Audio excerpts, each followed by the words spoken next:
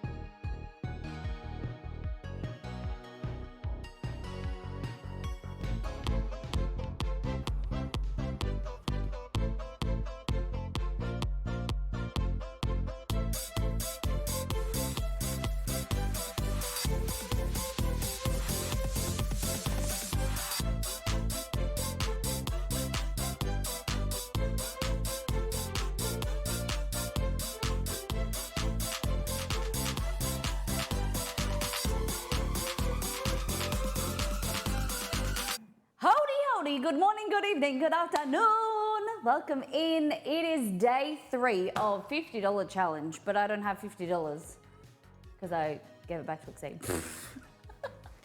Hello, guys, welcome in. So $50 challenge. We have $22 left out of 20. We've spent 27 out of the 50 so far. Pretty chuffed with that.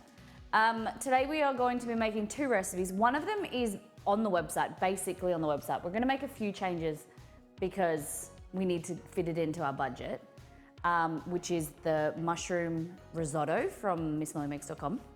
And then we're going to be doing a recipe that's going to be on the website on Monday. It is this week's recipe, well, next week's recipe release is, I've got the hiccups. Guys, why am I getting the hiccups all this week? We're going to be doing peanut butter udon. So I'm not really sure if I call it peanut butter udon or satay udon. What do you think? We're going to have to talk about it because I want to know what you think of when you think of peanut butter udon or satay udon. I don't know. Because satay is more, I suppose, you could kind of understand what the flavors are, but like peanut butter, because everyone seems really excited and nervous and confused about them when I say peanut butter udon, but it is delicious. We made it a few weeks ago. You can add heaps of veggies in it. It's a really great way of making a simple meal, but adding veggies, making it healthier. You know, it's really too easy for a meal. Is it satay flavored? Well, satay flavored is peanuts and kind of like chili and soy, so yes. Satay is more specific, but I would assume satay from the context anyway, yeah. So the satay, depending on what specific country you're in, like Indonesia, Malaysia, Singapore, whatever, satay usually defines a sauce that has peanut base with some type of chili, soy, I think. That's what I would assume. So, I don't know. I'm like interested to hear in your country what, like when you refer to satay, or what you think of satay and what that would be, what ingredients would be in it. Also, what I'm making, what you would call it. But before we go into today's stream, let's go back to last time on, show you what we did on the last stream. Was beef burgers and tea cake. So the rissoles were extra because I just wanted to show you a different way of using the ingredients from the beef burger, but not making a burger. And they were delicious. We did basically mince. I used pork for explanatory purposes because the beef was for the burgers. But I wanted to show you mixing the coleslaw veggies into the meat, adding a little bit of seasoning and then pan frying it. They were delicious on their own, but then even better with a little bit of tomato sauce or ketchup. It's a very common dinner, like cheap and easy dinner for families in Australia, which would be rissoles. And then we did the beef burgers, which we made homemade soft burger buns from the website, MissMellyMakes.com. And then we turned them into cheap and easy, quick and dirty beef burgers. Beef was just seasoned with salt and pepper. We added some extra cost with our cheese, our coleslaw mix, and we added some pickles as well. So the condiments, I think it came up to be, let's look on our spreadsheet. The burgers were $7.28, and then the apple cake, because remember we're counting ingredients that we don't usually have. So what wasn't counted was flour, butter, sugar. We added the cost of the egg because eggs prices are going up. And then we added, instead of apples, the recipe is apple tea cake, we made peach. It was really yummy, really yummy. Hey Blowitch, welcome back. Luminix, how you doing? So the cake cost us $3.25, super easy. And with money you have left, you could count the cost of the staples, probably. We'll see. I think that's what we do today. Maybe while everything's cooking, I don't know, we count, if we were counting the staples and if we weren't, we're gonna break down the costs for you and show you if you can do a really quick and dirty version of the the risotto and the udon. But if you wanted to add a few extra costs like spinach or something, what that would cost you. And yeah. Okay, right now I need to escape. Thank you for being here and streaming. No worries. Thank you for being here with us. What are we making today? So first we're gonna get started with the mushroom risotto. So it's really simple. It's really quite easy, but it just takes some time of mixing and whatnot. The recipe's on the website, and we're gonna break it down for you cost-wise. And then we're gonna get into the udon noodles. Yeah. Inglés, por favor. All right.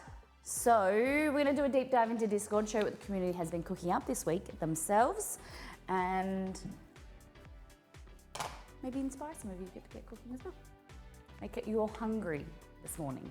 Okay, so this here is Fauzi. Everyone's food looks amazing. Just a simple Malaysian style chicken and potato curry with roti.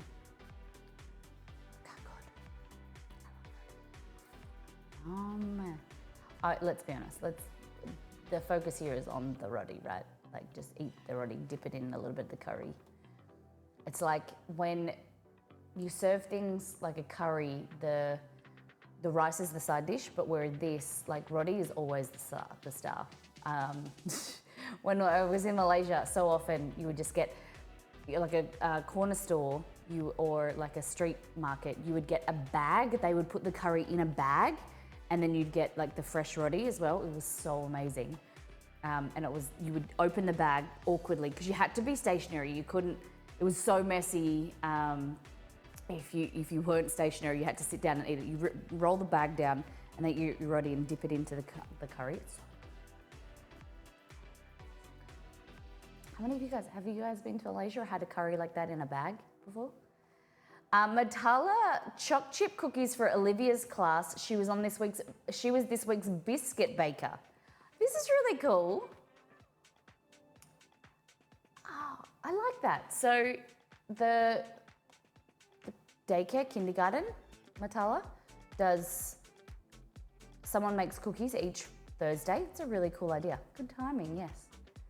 So someone gets allocated and they have to make biscuits. That's amazing. I hope they were delicious. They look good. Nice amount of choc chips in there, for sure. Yeah, every week. I love it. Very cool. Oh, we got a review on the website for the bagels. I saw you make this on your stream and I had to try them. They were easy to make and had great chew and flavor. I wish I could add a picture because they turned out beautifully and are so good with chive and green onion cream cheese. Matala, thank you for 34 months. Thank you for being here as a wonderful part of our community and our mod team. You know, we love you. That may be something that we can, I don't know, I've got to talk to Exceed if we can add photos to the comment section. That would be cool. So wouldn't it, like, what do you think about if you were wanting to read people's reviews of a recipe and see how theirs turned out? Would that be beneficial? What happens if they... I'm pretty, like, what are the pros and cons there? I'd like to see their renditions, but maybe it's got to be one of the things like you got to approve the photo. Maybe screen them first. Yeah, with the comments, the way the comment system works on the website is that the first comment that you make needs to be approved, and then you become like an approved commenter, for instance. So, because like you know, it just prevents trolling. So like the first comment we have to approve, and then say for instance, Margot can now post freely. Don't use that power for bad, Margot, but I'm pretty sure now you can post freely. I love seeing food pictures. You may need someone to review them before they're posted. Yeah, good idea. I could take or leave photos from people I don't know. Yeah. But this one though, this would be amazing to be posted on the website. I made ultimate chewy soft chocolate chunk cookies from the website. I didn't have any block chocolate, so I subbed for chocolate chips. Damn! I always get so nervous when it's just like someone posts this and they I'm like, do I ask for how, like, the review of how it was? Like, I get super nervous. But Exceed asked. I was like, I wonder what she thinks. This is from Grumpy Gamer. Look how good they look. Guys, the key to cookies like this, you have to undercook them slightly because they're gonna be chewy on the inside, like chewy on the outside, soft in the middle, like they're really good. And then the review was, I only tried them so far, but they are so good. So much so that she shared them on Instagram and then I shared that post.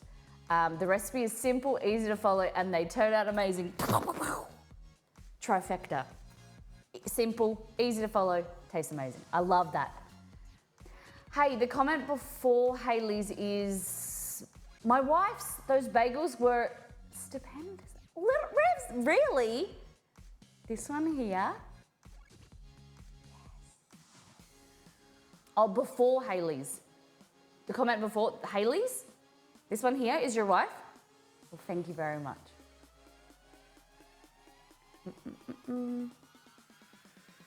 What's troll so opening to explanation? Troll is an attack or hate, so more used as a wall. I'm not exactly sure what you mean, Linux.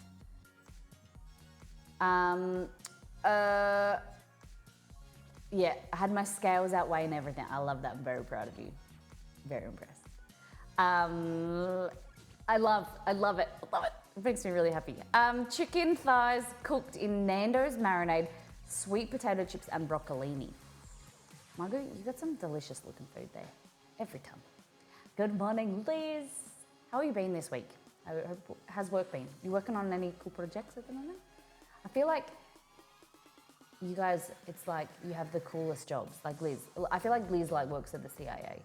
She's like, it's like food research, and she's just, you know, coming up with these new fandangle products and stuff. It's very, very cool. I always like learning about it. This looks delicious. Okay, Margot, what is your review on the Nando's marinade, right? Exceed and I don't know. We think that it's different to the marinade that you get in the store. Like, why don't they just sell the ones that they make in the store? Nando's, for those that don't know, is like a chicken shop. It's like peri-peri chicken, but they taste like you can get the sauces in the store that you can put on extra sauce if you want, but that's not the ones they sell in the grocery store. They're not as good. I like it, but not quite the same. Yeah. I'm gonna make the spinach and feta triangles tonight for dinner. Do it. Candela steak salad with tomatoes and cucumbers. Ooh, I like the cheese. We don't get a cheese like this in Australia. Like this really thin, fine grated cheese. Like we don't often buy grated cheese, but the thin cheese like this, it hits different. Like when you go to like a burrito place or like Chipotle, and they put this type of cheese on your food, it just hits different. I don't know what it is. It melts quicker. It just tastes so much better. I don't know. I need to be able to find it in Australia. I need to sneeze again. Oh, excuse me. Mexican cheese finally shredded, just store brand. Yeah, but we don't have it like even store brands in Australia. We don't, it's always like thick grated cheese. And Mexican style, we don't really have Mexican style either. It's just like cheddar or mozzarella grated. Thank you. Thank you for blessing me. I need it. Honey ginger shrimp prawns with cucumbers and radishes over rice from Blue Apron. What is Blue Apron? Is Blue Apron like HelloFresh?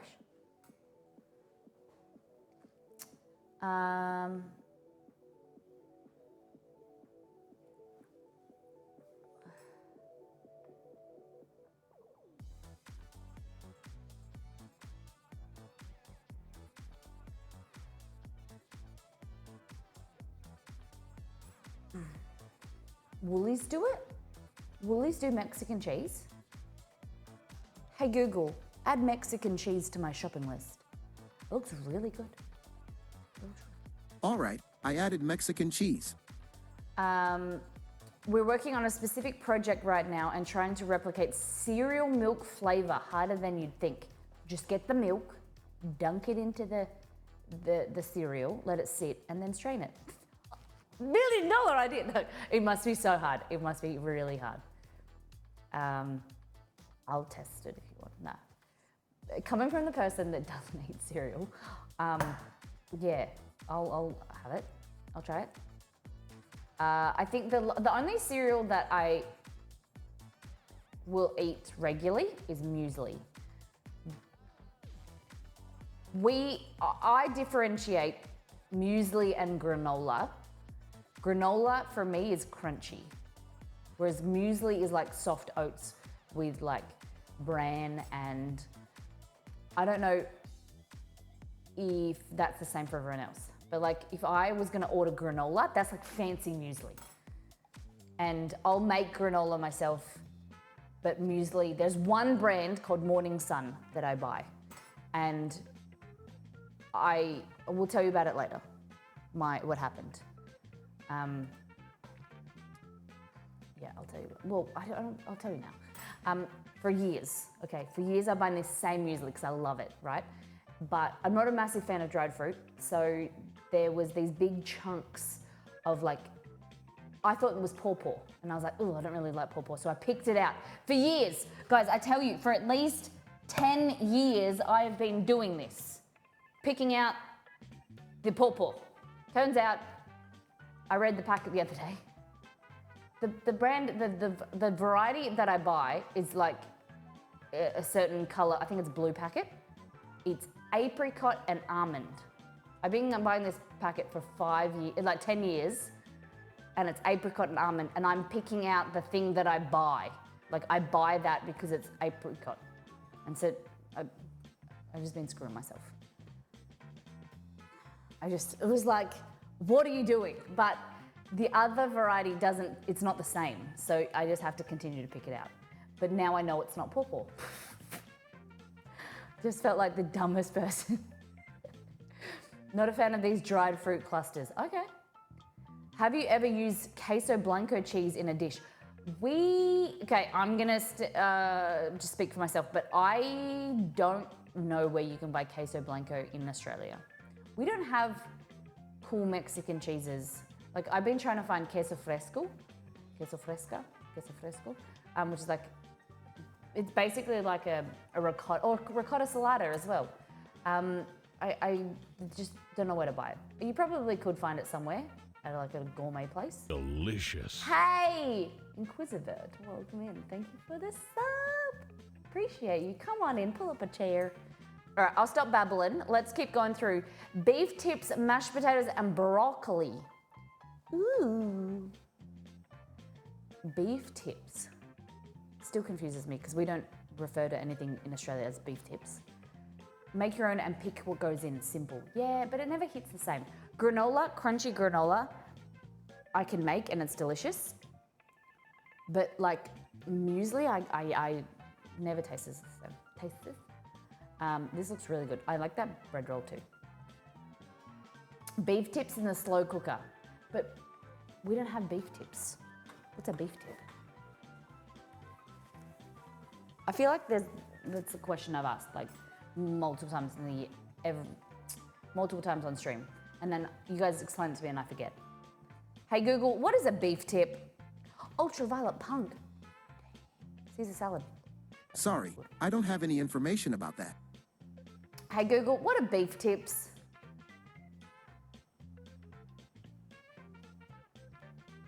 On the website thecozycook.com, they say, what cut of meat is beef tips? Beef tips are smaller cuts of meat that are left over from breaking down any of the larger, more tender sections. For example, a top sirloin is a large, tender cut of meat. A sirloin tip is an outer scrap from that particular section. People also sometimes ask me, what cut of meat are beef tips? Okay, so Do you it's want to kind of hear like the answer? Offcuts. No. Offcuts? All right. This looks good. This is a really good amount of chicken and egg. I like it. On your Caesar salad. Thank you for sharing, Ultraviolet Punk. And fish tacos. Ooh. I had some really good fish tacos last weekend. I didn't pay enough attention that I want to recreate them because they're really good. Roast Sunday dinner.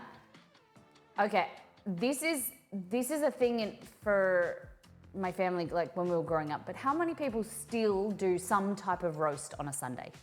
Roast chicken, roast beef, some type of like a roasted meal or like full dinner like this. Is it something every week? Is it something like every month? You know, but does it have to be on a Sunday? My grandparents do it, and they're always inviting the family in the family chat, like for roast lamb or pork or whatever on Sunday. My grandma loves it. Satay chicken, beef and prawns from the Satay Market. I'm Jack. Thank you for posting. From the Satay Market in Singapore from my trip last year. Was from a hawker centre food market. This looks delicious, but hold on. What do you do with those prawns? Do you rip the head off and then just eat the tails section? It feels like hard to eat. You just like pull it up down a bit and then pull the head off and then eat the, or do you just go like that? Like hold the head, hold the stick. Like that. Hey, how's bells? Every Sunday, Ultraviolet Punk has, yeah? Do you usually go for like beef or chicken, or is it just whatever you can find, whatever you, different every time? I love a good roast night. Okay. We do one once a month in our house. My eldest hates it though. No way, how come? Don't people eat the head? Some people do eat the head. Some people do. Oh, this one looks good too. Hold on. Is this? No, this is cool. This is two different places. I was like, is this before and then this is after?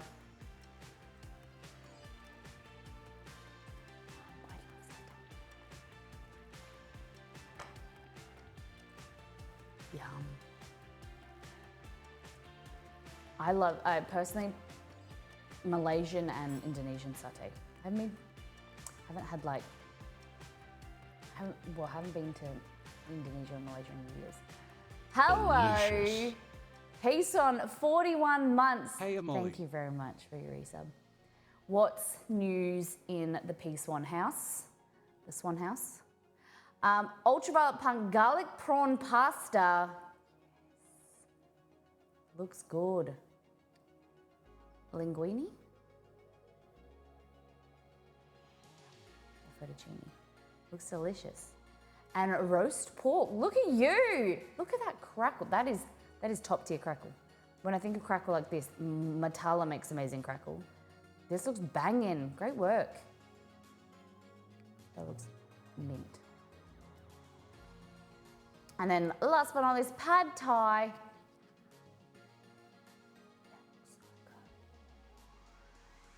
Yum, I love pad thai. I think I would really like this one because the noodles are thinner. I think sometimes the noodles of pad thai, the traditional way is like the thicker noodles, and they break apart, and I prefer thin noodles. Man, now I want pad thai. Don't say that, Margot. You really want risotto and udon, okay? Do you have a go-to meal? Okay.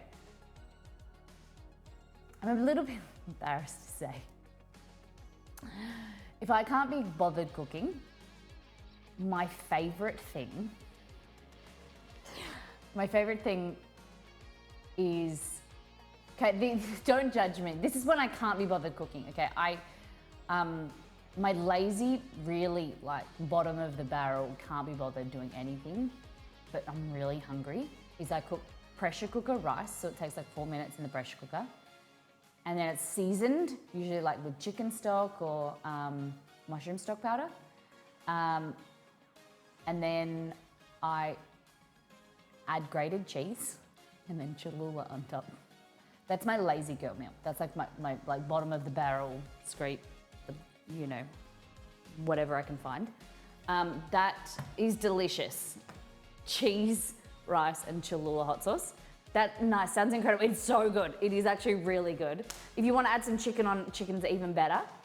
But if I have a go-to meal, I do cook gyoza or dumplings quite often. But just trying to think. We eat burrito bowls. Another really easy thing. We had them yesterday. Or I'm trying to make. I had this sushi when we go up, because we bought this kitchen from IKEA, right? And there's a store out the front of IKEA called Sushi Wawa, I think. And they make this really amazing beef carpaccio sushi. It's amazing. But I've been trying to recreate it, and it's like, it's not the same, but it's really good. And I just make that like a recreation of that. And I made it yesterday when I feel like sushi, because I don't like nori, I don't like seaweed. And so I think that is what has ruined sushi for me, that I always thought that I didn't like sushi. But now I've found out nigiri and sashimi and whatnot. On occasion I'll eat sashimi, but I really like this like nigiri. I think that's the one without the seaweed. And the beef one, it's so good. So I make that quite often. And my husband doesn't really like red beef as much, but he'll eat that. Or I just make chicken, like chicken sushi rolls for him. Sushi rolls, just trying to figure out. Baked beans on toast is my go-to easy meal. Okay. Yeah, all right. Molly, that is already like 10 times more effort than me. I literally wrap a sausage in a wrap. But do you cook the sausage? Mine is like really minimal cooking. Basically, you just get rice. You put it, like measure a cup. You put that in the pressure cooker bowl. And then you go into the sink, you wash it, rinse it, put water in there, maybe some stock powder, pop it in the pressure cooker, and then turn it on. Come back in 10 minutes. And once it pressurizes, then it's cooking for 4 minutes. It takes about 10 minutes in total. And then you've got rice. And then you just put Cholula or hot and cheese on there as well. And it's just really simple. It's like one of those things that takes you a few minutes prep, and then you cook it, and then you come back and then you put it together. So it's really easy. This here is just leftover rice. Sushi rice from yesterday. We're gonna be making some breakfast for Exceed. That's too much cooking. You micro overcook sausage. Oh, okay. Okay, so we're gonna get into the ingredients for the risotto. I'm gonna break it down, okay? So basically what I've been doing this week is I have the Woolworths grocery store shopfront open in a tab. Then we also have a spreadsheet. So the ingredients for the risotto, let's open that up. Open the fridge, nothing to eat. Open the pantry, nothing to eat. Lower standards and repeat. Okay. I have a question. How many of you have made risotto before? How many of you have never? And how many of you want to? That is my question. You've got 3 options.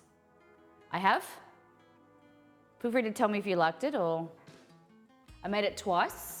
Natala's made it, Wolf's made it, Piece One never made it or tried but want to. Okay, so the things we're gonna be needing are water, free, stock powder,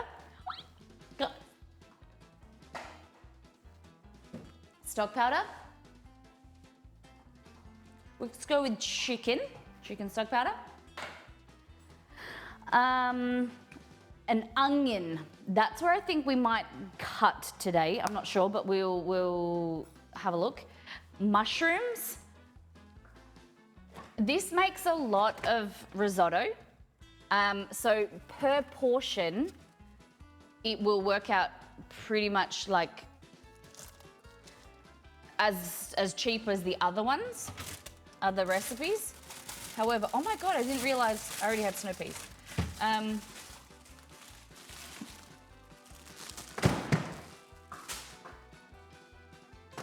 Like this recipe feeds 4 people, but we're gonna use, this is just under 400 grams of mushrooms. I might halve it today so that I can halve the cost and use some of these mushrooms for the udon.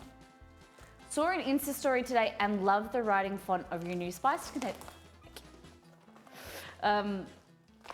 Never made risotto, but 1290 Kid says, I tried once and burnt it, so I guess I haven't. That's okay. I'm gonna talk you through it today. The recipe that we're making, the full recipe, is on the website already. So if you wanna jump, if you haven't been to our blog, food blog, and see the recipes that are available there, go and check it out.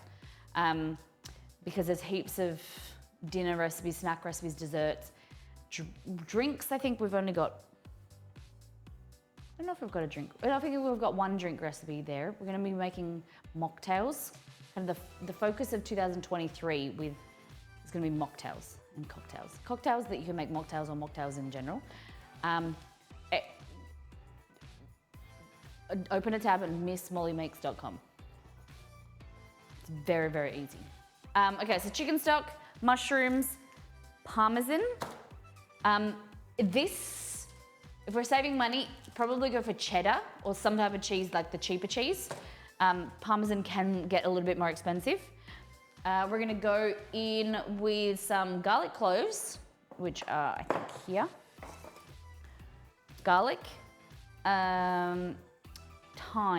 Okay, gotta figure out alphabetical order. This one. Arborio rice will get cool, garlic, arborio rice, white wine, parmesan, cream or evaporated milk. So whatever you find is cheaper and easier. Lemon zest, lemon juice, spinach, pepper. Pepper hasn't been converted yet, so that's still in this container. Exclamation mark website. Mods, please.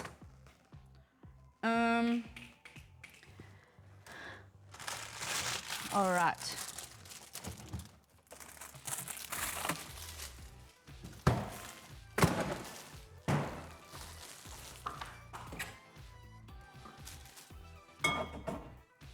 If I was white wine, there where it would be. Sauvignon Blanc. Thank you. We're gonna use this. This is 95 cents compared to what I would usually buy is $5 for fresh spinach and then cook it down. We're gonna cook it anyway. This is just chopped and frozen spinach. So it's really, really convenient, really easy. 95 cents as well, especially when you're on a budget. Is amazing. So I use these in my spinach and cheese triangles. If you're looking to make them, just defrost these, squeeze the Jesus out of it. You need to remove all of the liquid, but they're a really great alternative. So frozen spinach. Because you got to think of like $5 a bag of spinach that's fresh. Wilts down to like this much anyway. Might as well use that.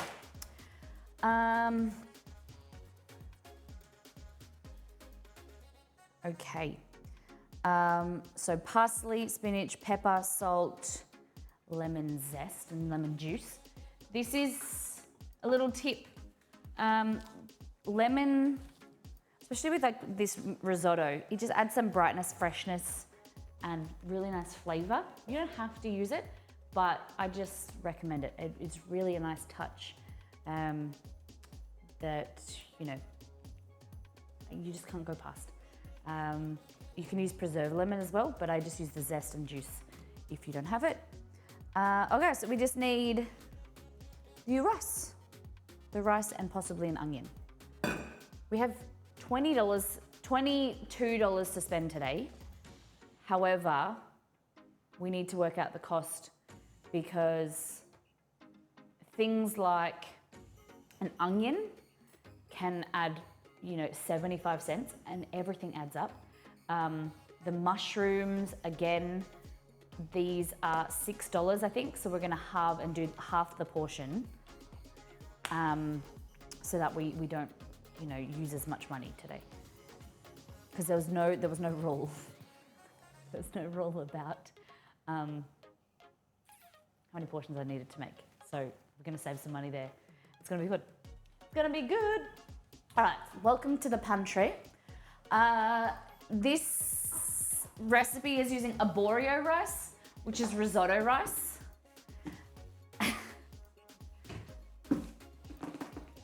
You can use white rice, but for today, do I have to add this? Because it's out of the ordinary, like,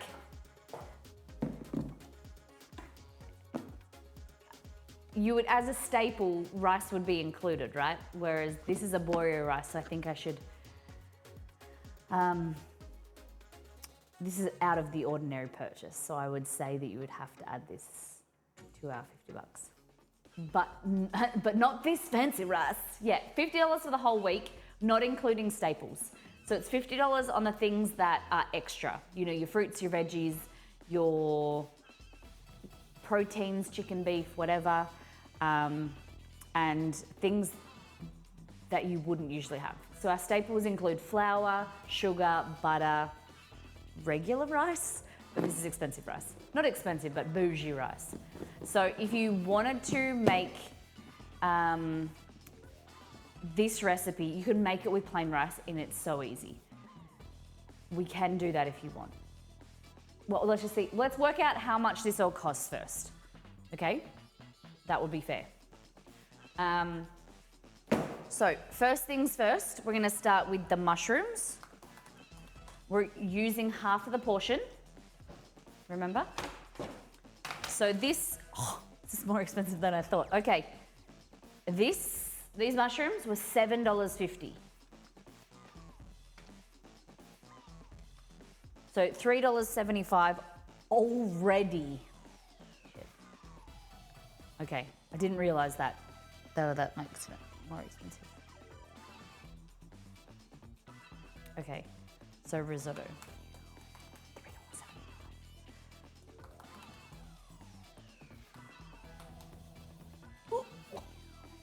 Yeah, so we're halving it. Yeah, maybe only use a quarter of the mushrooms. It's a mushroom risotto. Then a spinach risotto would be a bit boring. Okay, so the spinach, frozen spinach.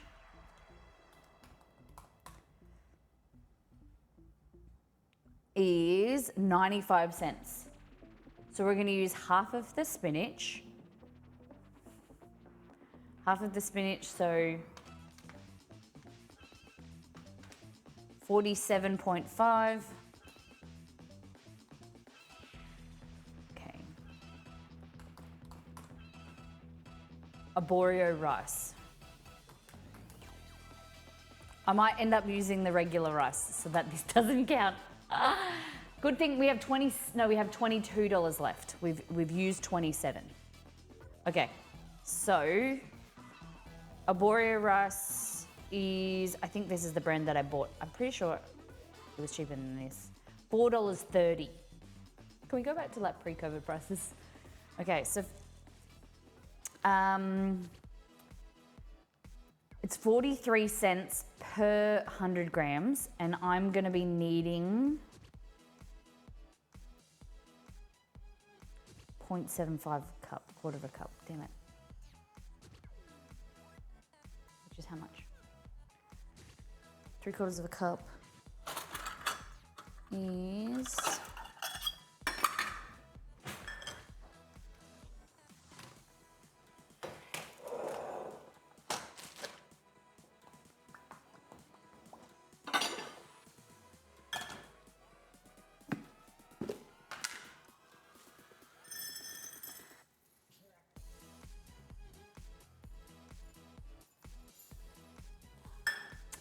$148 grams. Okay, so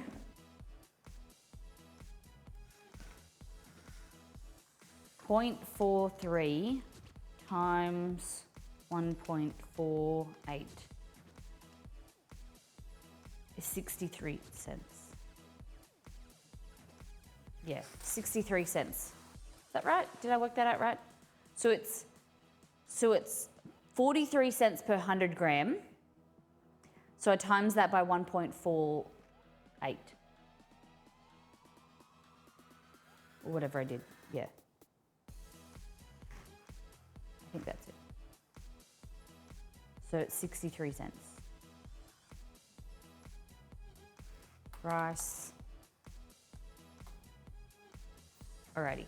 Now, so frozen spinach, we did that, and that. Okay, for seasonings, we've got garlic, a clove of garlic, our pepper and seasoning. We're gonna add 50 cents for that. The Parmesan. Okay, so Parmesan cheese.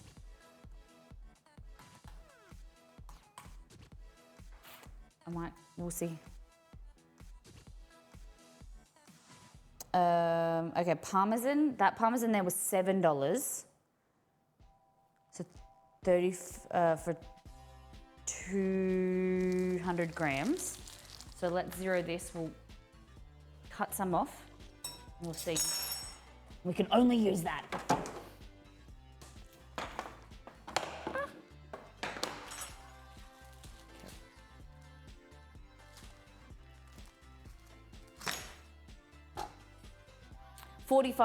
Okay, 45 grams.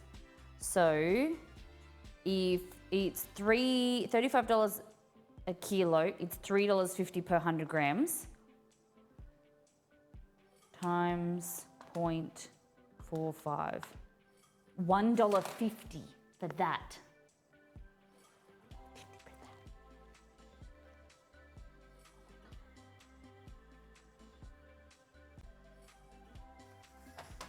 Yeah, so 7 divided by 200 times 45. Yeah, $1.50. $1.57. That's nearly the most expensive thing other than the mushrooms. That much Parmesan. It might be cheaper to use cheddar. What do you think?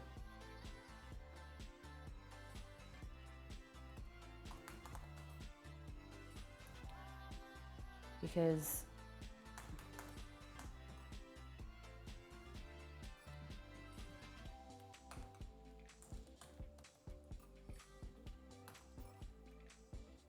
the sum of this, it's $5.35 already, okay, for the meal. Not too bad, not too bad. We can use up to $10 per meal. So I think we're okay. We've been budgeting hard in the last 2 streams. So we've got some money to spend today. Okay, so next we've got, oh no, I didn't add that. So $1.57. $6.90. Don't you put the wine in as well? Yeah, we're not there yet. So this wine is, I think it was $5. Please be cheap, please be cheap.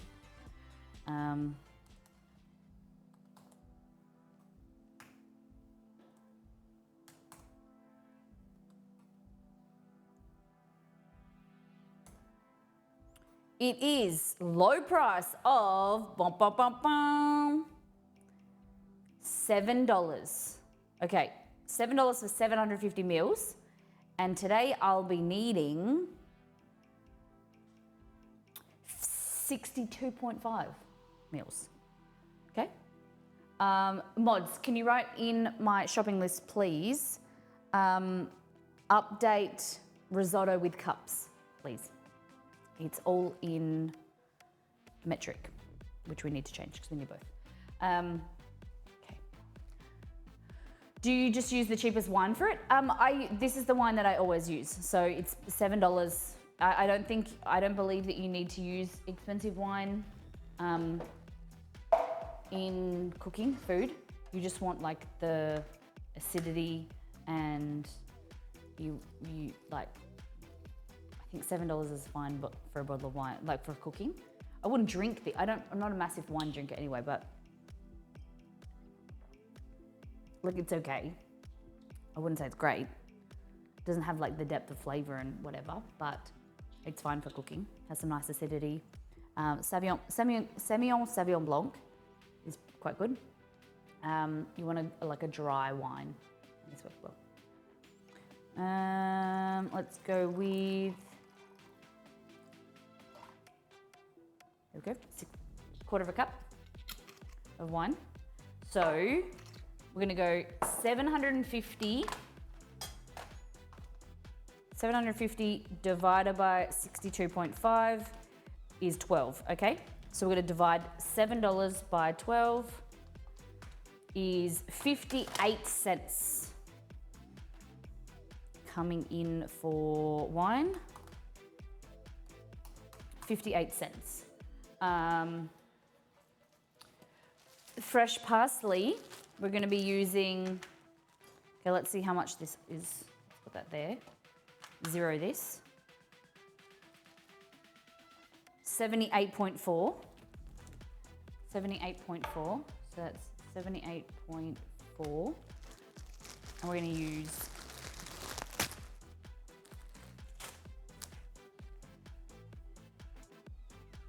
that much? Shit, I didn't zero it. 4 grams. Divided by 4, so 19.6. So $3.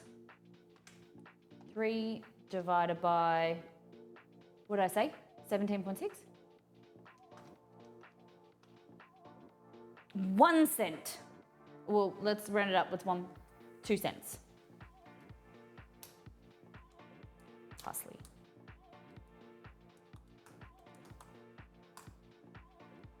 Maybe a handful of parsley. I'm not a wine drinker, but have no clue what to get. Yeah, so you want a dry wine, a dry white wine, and like a dry red. So for red, I go for like a Merlot or a Shiraz, predominantly a Shiraz, or a blend. And then for a white wine, you want to look for like a SSB, Sauvignon Blanc, or a Sauvignon Blanc. I don't really go for a Chardonnay because Chardonnay is like woody and it tastes like oaky, and that can kind of be overbearing with your when you drink it and also when you cook with it. So just like a dry white wine, just get something cheap. SSB, Sauvignon Blanc is good. All right, that. We've done the rice, we've done all this, done the seasonings, done the wine, water's free, cream. So cream or milk?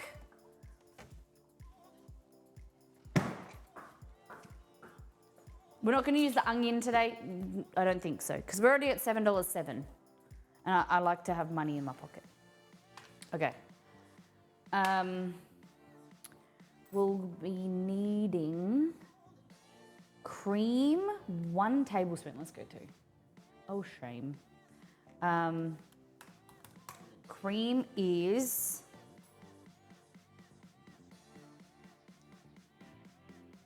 $4.20 now. Now it's gone up.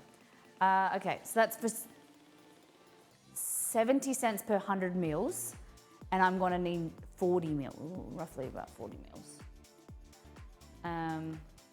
If I was a vessel.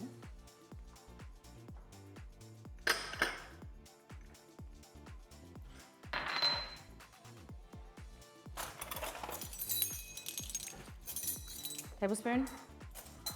So a tablespoon is 20 mils. We're gonna use roughly like 2 tablespoons. Wipe it out. There we go. I use leftover potatoes, onions, carrots, dried herbs, and then 2-minute noodles to make lunch. I should have tried to figure out the cost of it all. Yeah. Easy peasy. I think that's everything. If we were gonna use an onion, the onions are $1.50 for a kilo, okay? So 1 kilo is $1.50. If I grabbed 1 onion, maybe even half an onion. Matala's like, oh, don't use it at all. Matala hates onion. Okay, so that is 153 grams. So it's 15 cents per 100 grams. So 15 cents times 1.53, 22 cents. Let's do it, 22 cents.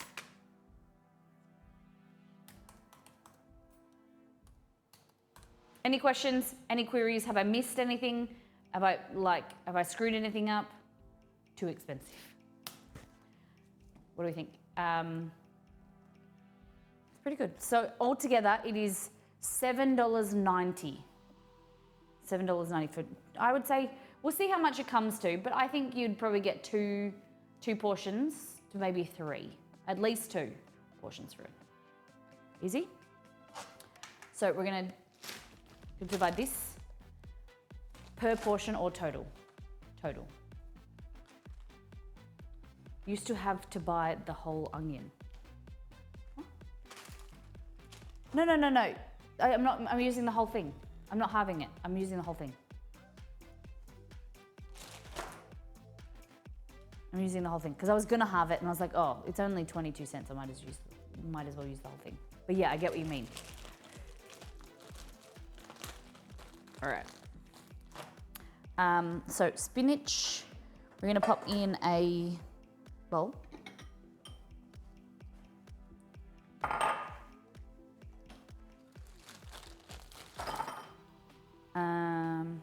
We're halving this, so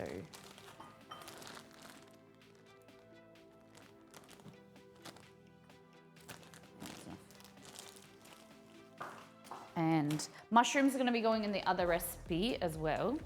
So we'll go like this. You go to here, you go here. Whoa, okay.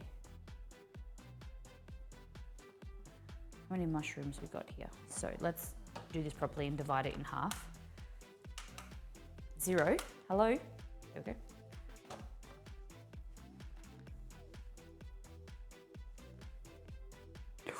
Wow, it was supposed to be 375 grams and we got 410.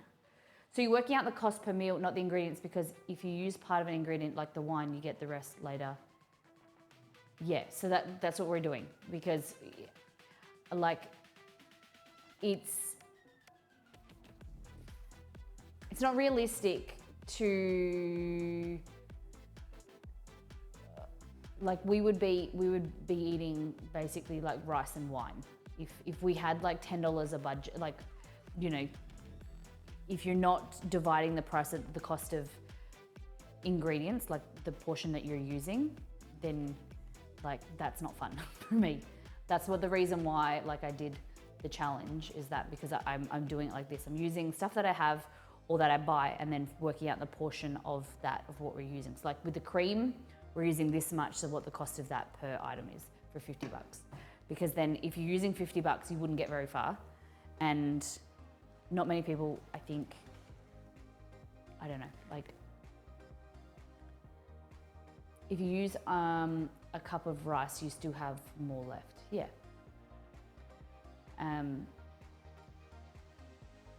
Like maybe one day we could do a challenge where, you know, you have $100 and you have to use only those ingredients for the week of streams or whatever. But like, I still, like that's not as fun to be able to make something delicious for $7 or $8 compared to like, if I was having $8, I would just buy the wine. You know what I mean? I would just be drinking wine. And I know I'm very in a privileged position to be able to do that, because I know that there's people living, you know, on a few dollars a day, but we're also here for entertainment and fun. So you don't want to see me just make rice and water. Anyway, okay, 400, so I'm gonna need 200 grams, just over 200 grams of mushrooms.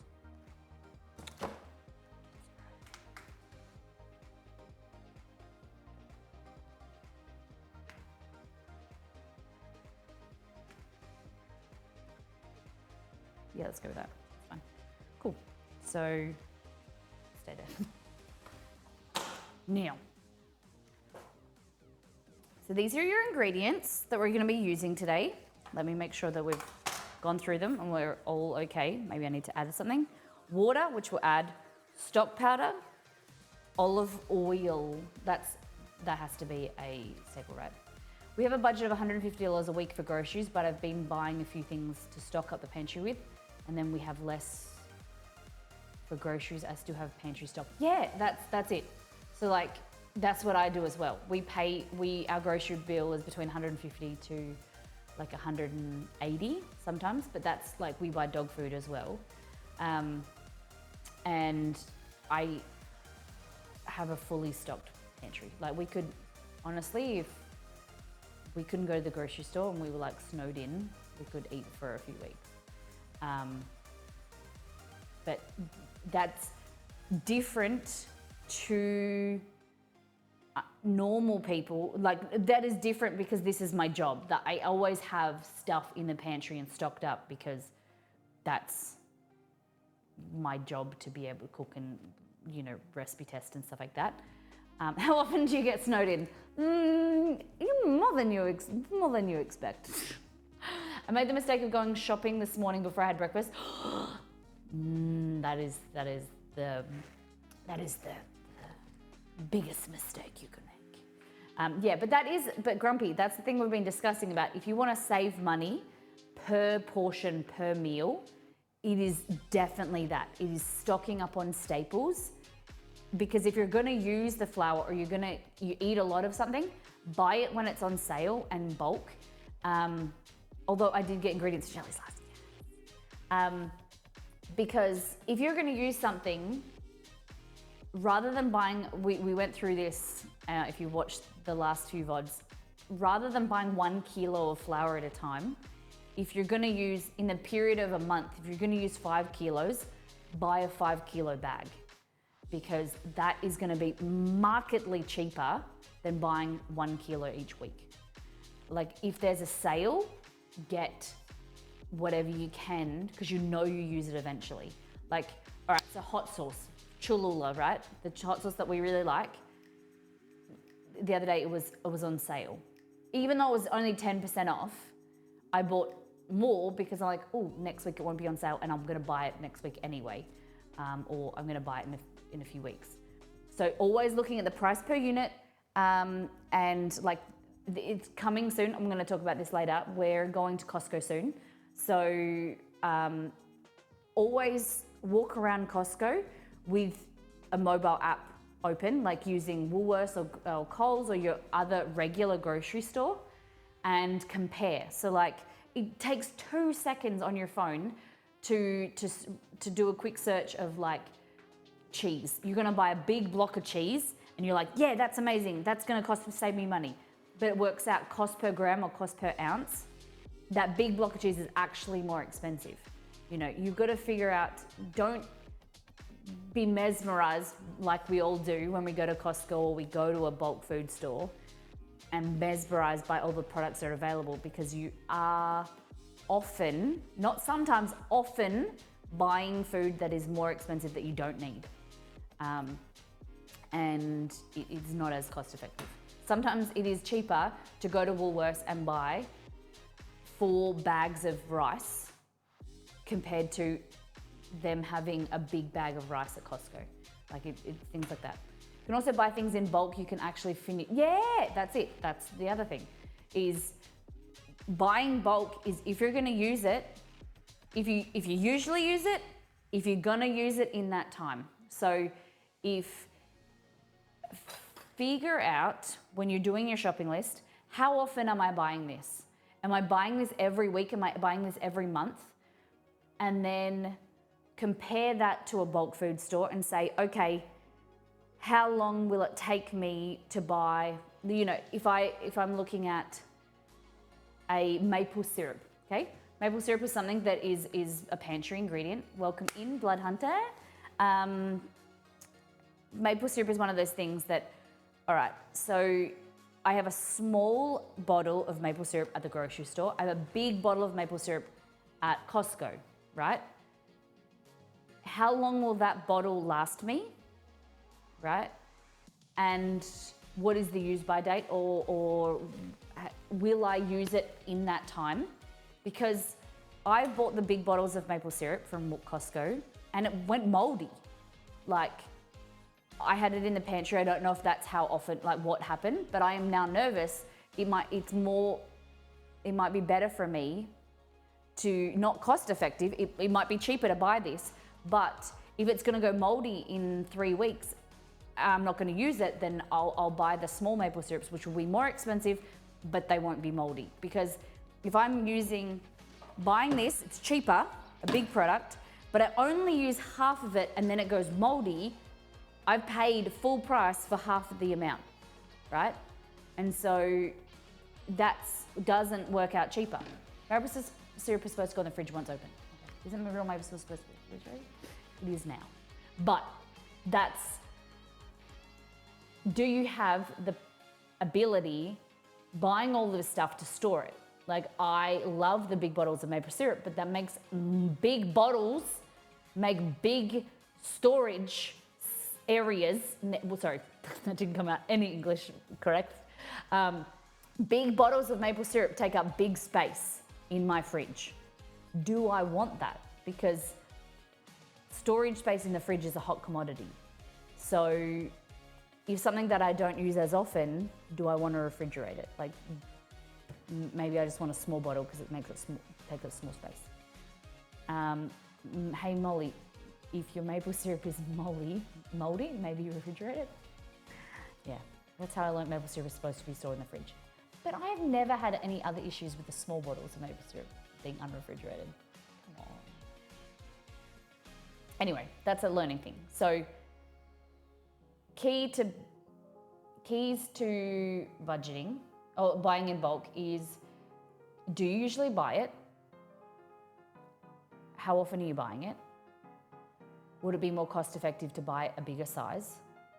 Are you gonna eat it in that time that it takes to go bad? Do you have room to store it? Does it need to be stored in the fridge? Does it need to be stored in a dry storage or an airtight container? Do you have an area or a package that is big enough? If you're buying if you're buying a lot of flour or you're buying flour consistently, it might be worth it to upgrade and buy a tub to store your flour, because then it works out in the long run. It is an initial purchase up front, but having the ability to store flour in a big airtight container allows you to buy the big flour that allows you to save money. So it's kind of like, I feel like there's like a term for that. You need to outlay a cost to then allow you to save money. Am I making sense? Is there any questions? Going back to, yes, so what I recommend is buying stuff for storage, like your non-perishables, if you can, and stocking up on that. And it'll save you money in the long term. Always pros and cons, yeah. Okay, so water, stock powder, oil, onion, mushrooms, thyme, garlic, rice, wine, parmesan, cream, lemon, juice and zest, spinach there, parsley there, pepper and salt. Good, got it. He hasn't gotten breakfast. And guys, I was packing up stream on Wednesday, and even when the stream's closed here, the chat we have now, when we raid people, our chat that I can see turns into the next people's chat. So because we raid, the chat follows over. So I'm standing here cleaning up, and then I just look up, and then Cad is throwing me under the bus in chat. So then I had to go to my office and pull up the chat and defend myself about me not feeding Exceed. Give me a hard time. Oh, I was so shocked. I was like, this guy. All right. Feeding Exceed. Gives me koalas. Just use this pan. And we've got a tortilla. We're not doing the breakdown of this. Okay, tortilla. These are massive tortillas. They're only available at Coles. So when we go there, we buy a few packets if we can. They're good ones for burritos. Then I have chicken and cheese. I'm just gonna do a quesadilla for him. You were shocked. How long have you known Cad? He still shocks me every day. I'm blown away, good and bad. Okay.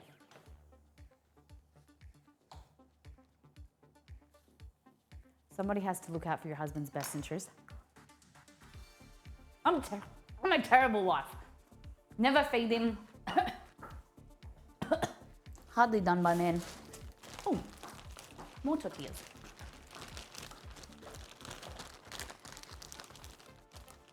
You guys, do you have anything like this that you always have around? Like we always have tortillas for making wraps. It's like a quick and dirty snack or dinner.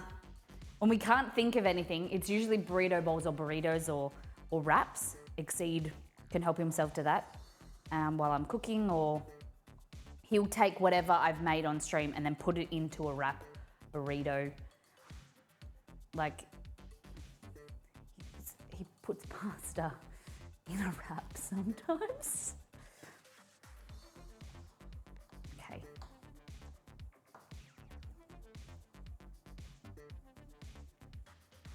I also eat Kewpie as a snack.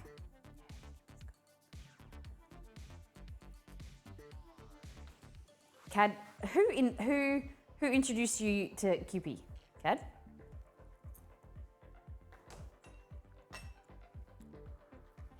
A Kewpie sandwich. Kewpie spoon. Spoon for Kewpie.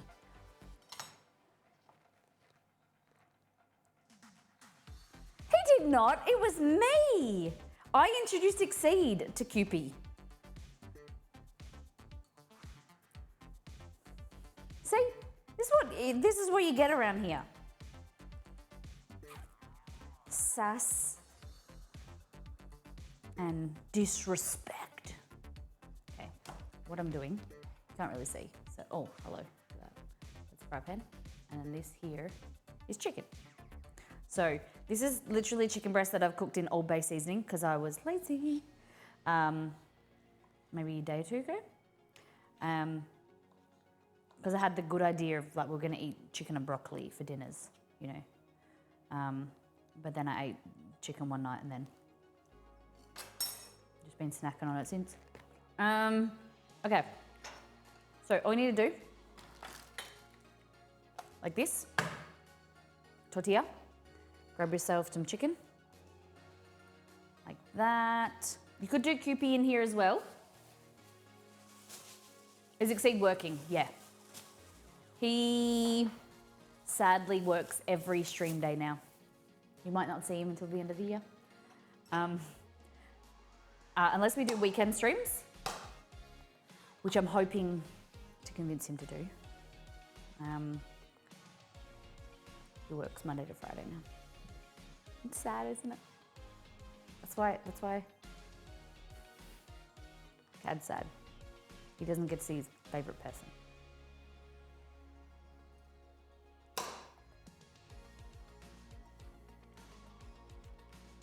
All right, cheese, like that. Add a little bit of seasoning. Let's go with some, what's this? Rudy's Rub. I am terrible. You know when they say like best buy of things? Like best, you know, whatever best before. This one doesn't really have one on, but this is over 3 years old. 3.5 years old, I'd say. Rudy's Rub from Texas. Sure, it deteriorates, but it's still good. It's still okay. It's still edible.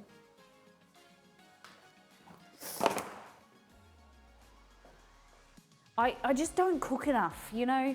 To be able to use all these products, I just don't cook enough. I just need to find the time to cook. Sauerkraut's all right, because sauerkraut's it's basically the same thing, that it's just been long, like, it's probably even better because it's fermented longer. Okay. I don't know how I'm gonna do this. This was not thought through. This is the size of the quesadilla, and this is the size of a fry pan. Maybe I'll cut it in half. Separate it like that. Fold it.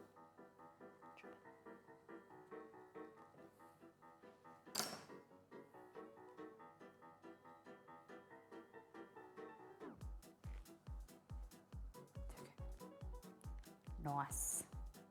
There we go. Perfect. And that is how you feed Exceed. Beautiful. We'll do a little one for me to snack on, because I also haven't eaten. More chicken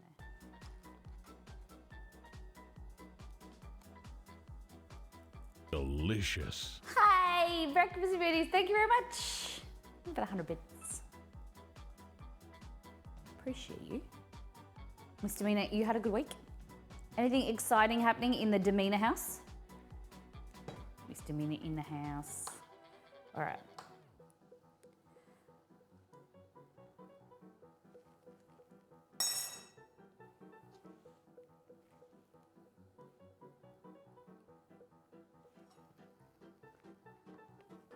See, you just distracted me from cooking the risotto and getting on with feeding him. And now I feel it just takes time from my day to feed him. Oh, we're gonna add some of these too. Pickled onions. When did we make these? A week ago? Nothing at all, away for a week. Ooh, came home and hubby has loaded the dishwasher, pans on the top and Tupperware down the bottom. Gonna give him a lesson on dishwashing, stacking. Exceed hates the dishwasher, so he either hand washes dishes or he just stacks it near the dishwasher. He'll unpack it, but he won't put things in. He doesn't like how it washes the dishes. And I'm like, I don't care, because he thinks it makes the dishes smell. And I said, I don't care, because it saves me time and I'm gonna continue to use it because I hate washing dishes by hand. Okay, this is the first one's always the one that doesn't work out the well as well. He needs more training. Level up that brainwashing. Okay.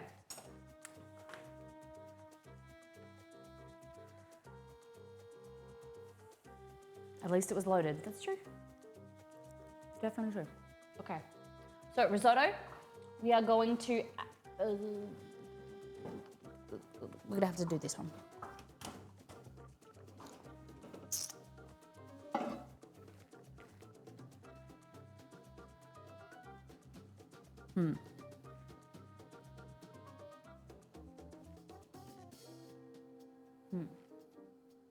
That's too big and this one's too small. Do we err on the side of caution? Nah, let's just use this one. Go big or go small or go home.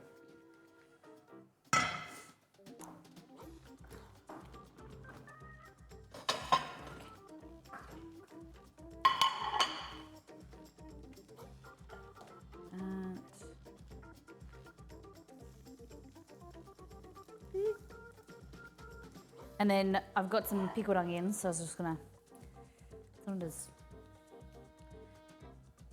melted. But see, if we had that fancy Mexican finely shredded cheese, it would have been melted by now. Okay. Cheese, chicken. I think that's good. Cheese, chicken, and seasoning. It's good breakfast. Nutritious. Maybe not so much, but he'll be able to get his nutrition from the risotto that I make. What did you guys eat for breakfast today? Was it bagel, coffee, just coffee, cereal? What is your... I found a couple places near Stop. you. Hey The Google, first one. stop.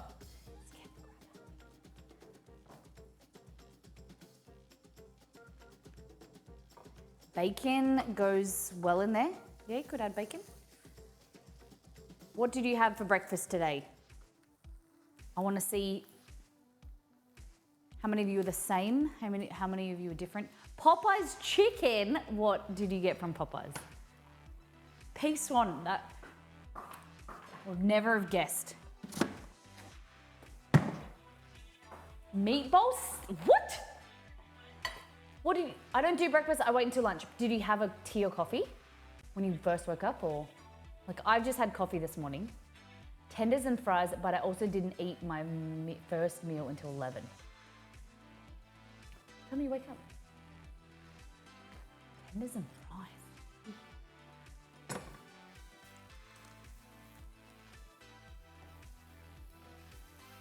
There you go. Breakfast a la Exceed. Bebe no like a coffee. No like the coffee? Avocado toast, typical millennial. I like it, Liz. Sounds good. Nope, just water these days. All right. Wake up between 6:30 and 7, but don't start getting hungry until 10. Yeah, I'm kind of like that. I get, busy doing stuff. Let me give this to Exceed.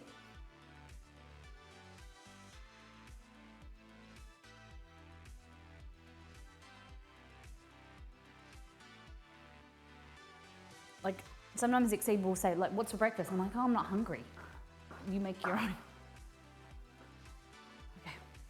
So, let's continue. We have the pan out, so we need to chop our onion. Get ready. Poached egg on toast at 10. Oh, okay. 1 poached egg.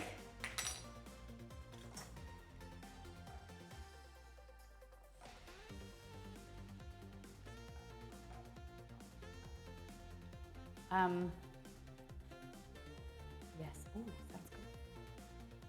How many of you else? Tell me if you're in chat. Tell me what you ate for breakfast.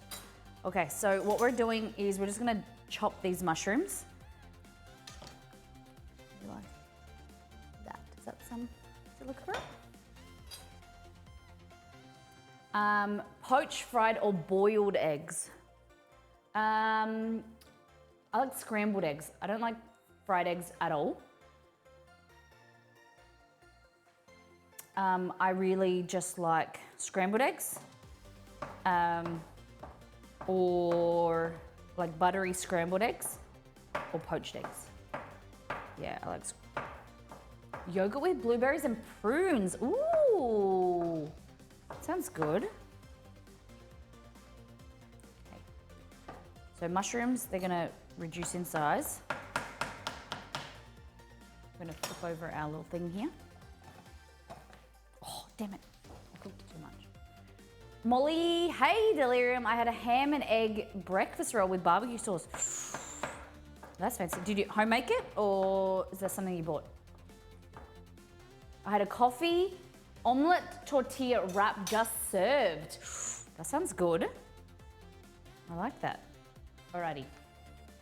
Homemade, fabulous. Look at you guys getting all fancy. We're gonna get mise en place prep, kind of. Put your mushies. Don't burn your breakfast, yeah. Turn it off the heat. Into here, we're gonna add oil. I feel like this is always empty. All right, we're gonna use this oil here. Just got a bit of rosemary in it. Okay, so about a tablespoon of oil. Put our mushrooms here. With the mushrooms, you can do, this recipe's on the website for those that are wondering. I like to do some smaller mushrooms and some large mushrooms.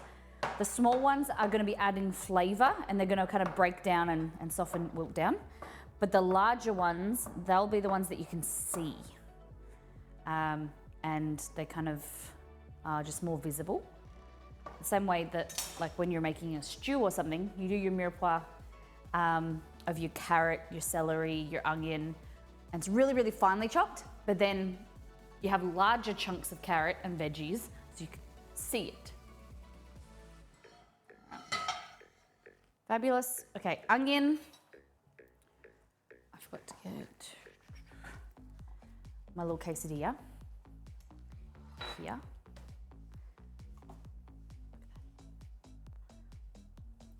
Cheese, chicken, bit of these pickled onions in there.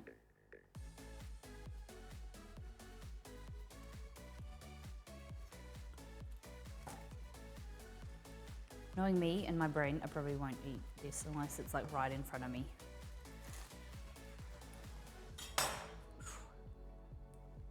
Look at that.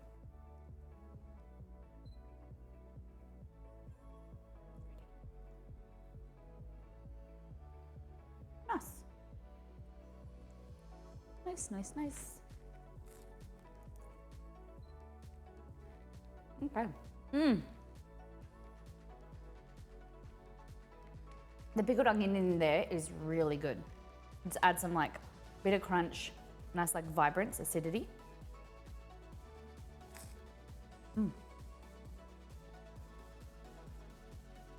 Just levels it up.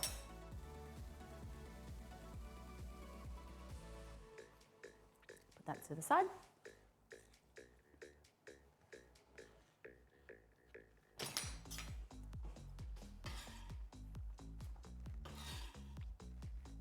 Cool. Onion. Top and tail, right? So this is your root. Keep that intact. Keep it there. Oh, this onion's a bit gross.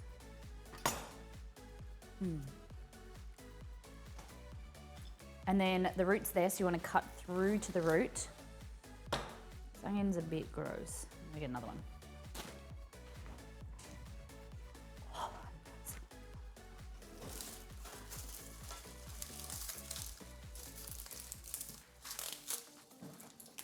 And this one's huge, so I might only use half. Work cold, no whackers. Got to add that to the budget. Hey, hey, hey, hey, hey. No fair. Okay, that's better. So, root. You can either, if you want to, if you're worried about it wobbling or whatever, just put it down so it's on a flat surface, and then cut it through the root like that. Easy. So we're going to peel the brown layer. So these, we call these brown onions, or you can use yellow onions. Like that.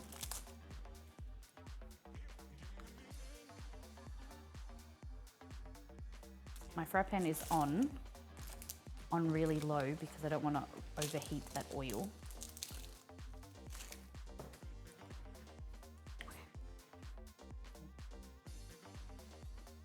Alrighty, so grab your onion, like this, and we're going to cut 3/4 of the way towards the root, but making sure it's all connected. Turn it, and then chop down like this.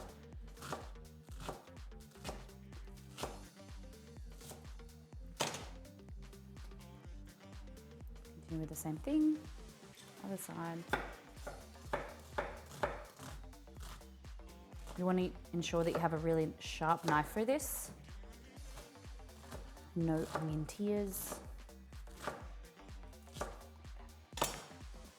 Alrighty, so I just pick up the chopping board with my knife in my right hand. We're going to transfer over here and then drop it in and give it a stir. We want to cook this down till it becomes translucent and clear, kind of like see-through.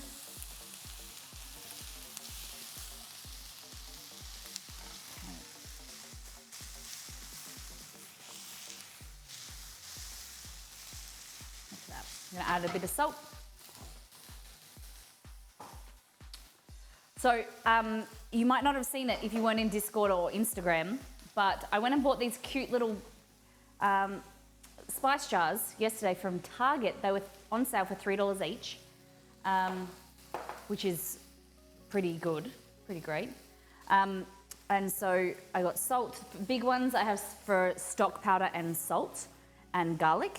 And then the smaller ones, I think it was $3 maybe. And they came with labels. You just cut out and, I don't know the font name though. So I want to make some more with my Cricut, but I don't know the name of the font to make sure they all match. But there, aren't they cute?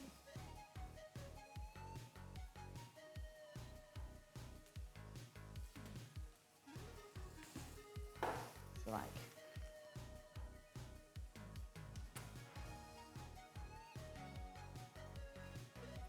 they are cute. Only problem is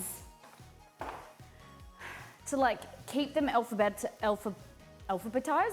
or not. Like usually I keep some alphabetized, but then the ones that I use primarily, like I put them down one side, like my garlic powder, cumin, paprika, I put them in one area so I have them, I can quickly grab them without like looking.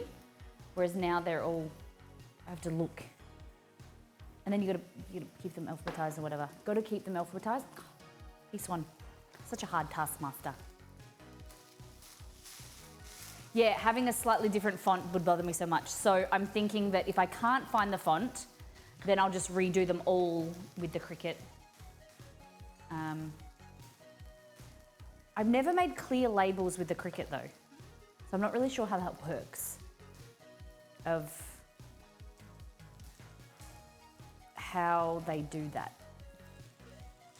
So if anyone's knows what I'm talking about and kind of can teach me. You can order them from online, like and get someone to make them. Nah, just cut the words from vinyl. That's the good idea. Yes. That's what I need to do. Cut the letters, cut the words from vinyl. Yeah. How easy is it to make the labels? They just come like this.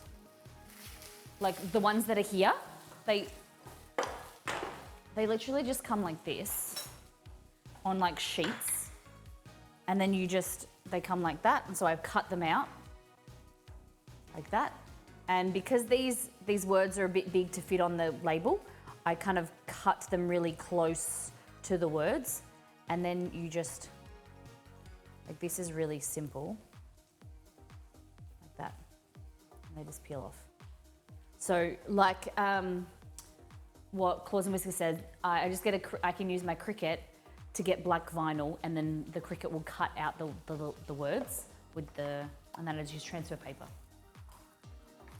But yeah, it's looking really good. I'm really impressed with it.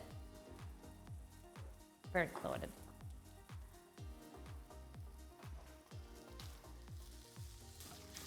So putting some of my Christmas money into buying them and making them. Very pretty, thank you. All right, so we're just cooking these till they're nice and translucent. Looks good. I can share my project file with you if you want. All right.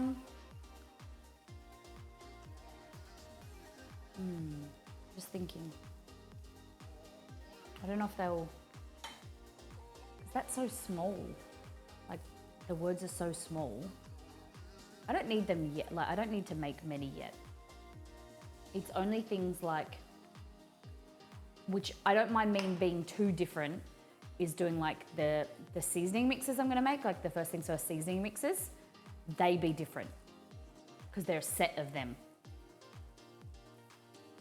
Molly has the big machine, so print and cut much easier than trying to hack it on my Cricut Joy. Yeah.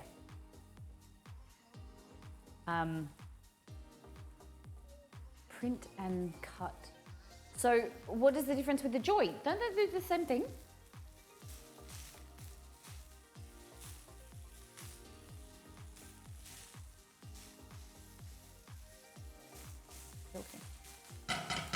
we forgot the main step. Is we're gonna warm up our stock. It's a smaller machine with less features. Okay.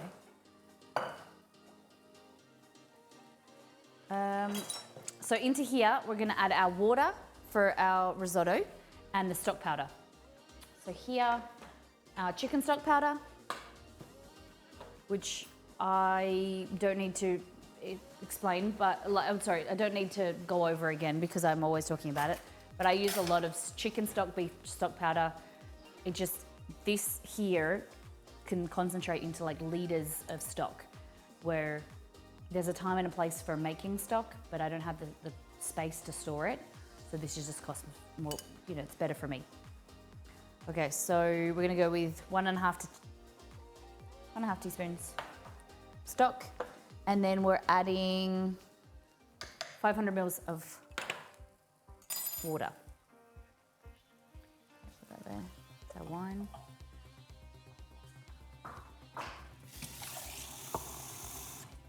Maybe we can do a cricket stream. I was thinking about doing a stream and doing the labels, and I wasn't sure if that would be boring to you guys. Because yesterday I sat and I swapped out all of my labels and decanted my spices and stuff. I think those type of streams can be nice because you just sit and we chat with each other and catch up. Labeling and organizing with cocktails.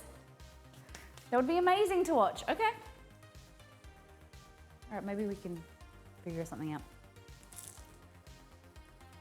Okay. Stock, mushrooms. We're gonna add next.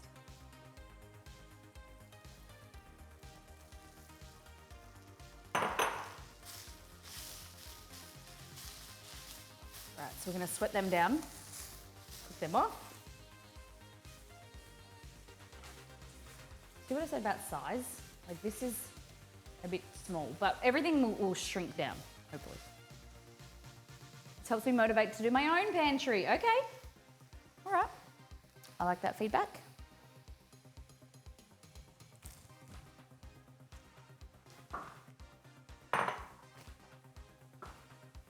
And then, okay, so let's do that. And we'll do a stream where we make up the spice mixes from First Things First and all them together. So taco seasoning, Moroccan seasoning, Mexican seasoning. Can't call it taco seasoning. Mexican seasoning. I already got the Greek made up. Chai. We might make a whole bunch. I miss the old pantry streams.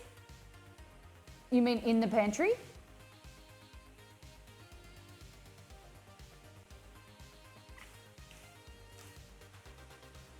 Me being in my own little room.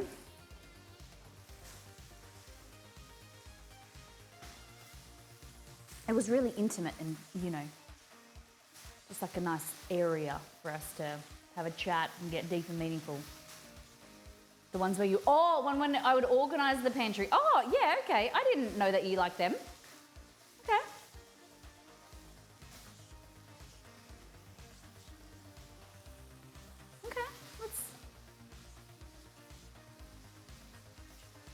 All right, let's tee it up. Well, maybe we could do that next week. Do you think would you guys, let's, instead of a cooking stream, next week, should we do an organizing stream where we don't really cook? We cook a little bit, but more organizing and chatting. Or do you think it's better on the other channel?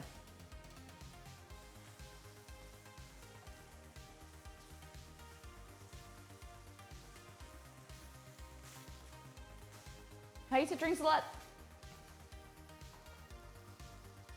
Welcome in. Okay, so here, the prep for our risotto and the stock. Making sure that's all dissolved and it stays nice and warm.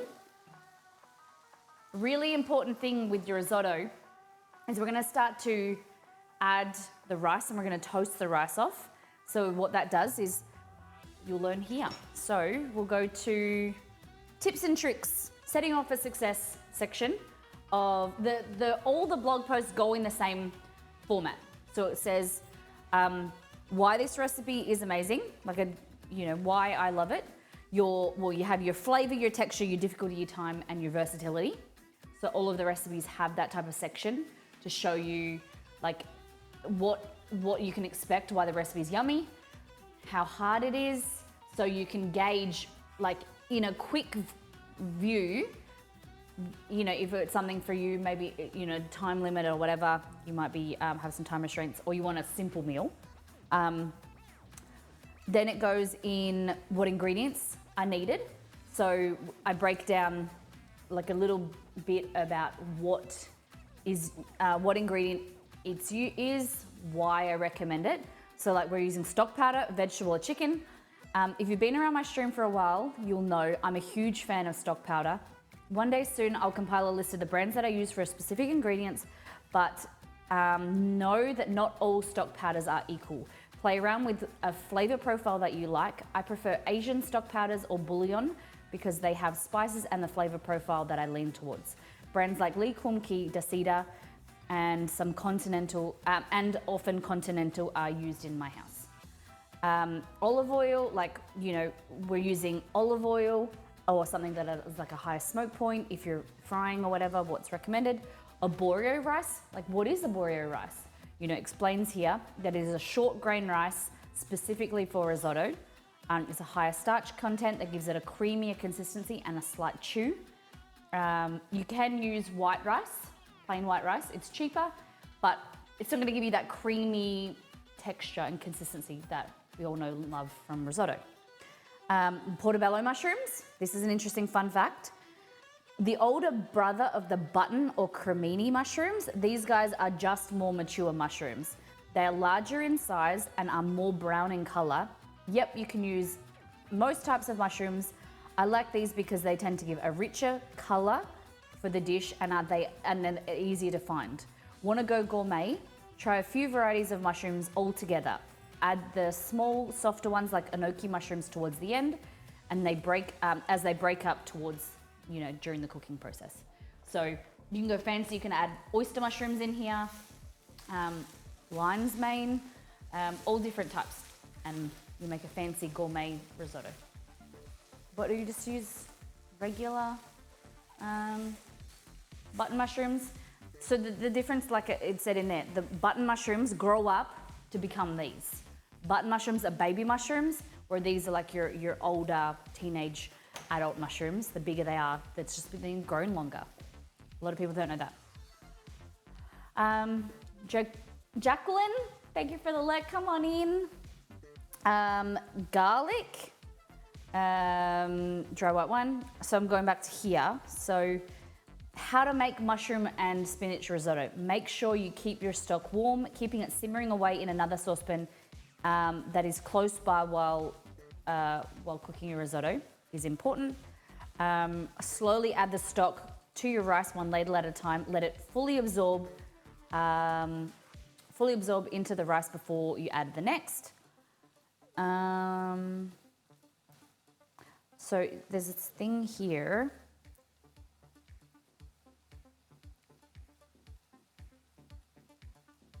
Hold on. So next we're gonna add in the rice. So we've got our onion and our mushrooms. We're gonna add in the rice and we're gonna pan fry it, like toast it. Okay, so you wanna do this for about 2 to 3 minutes before we deglaze. Like that. What did I write?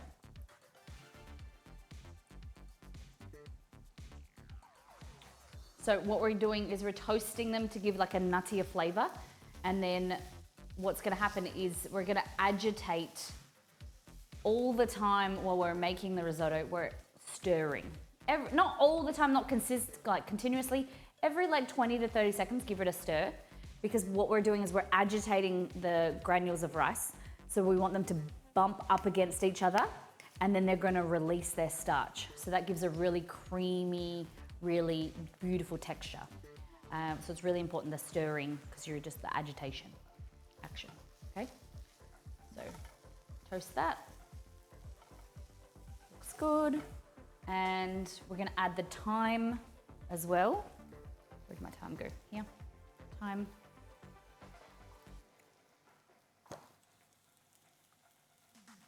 A little bit of thyme. And did I add the garlic already?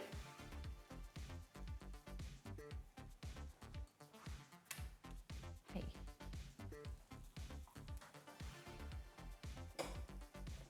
Thought I already added the garlic. Let's add that now.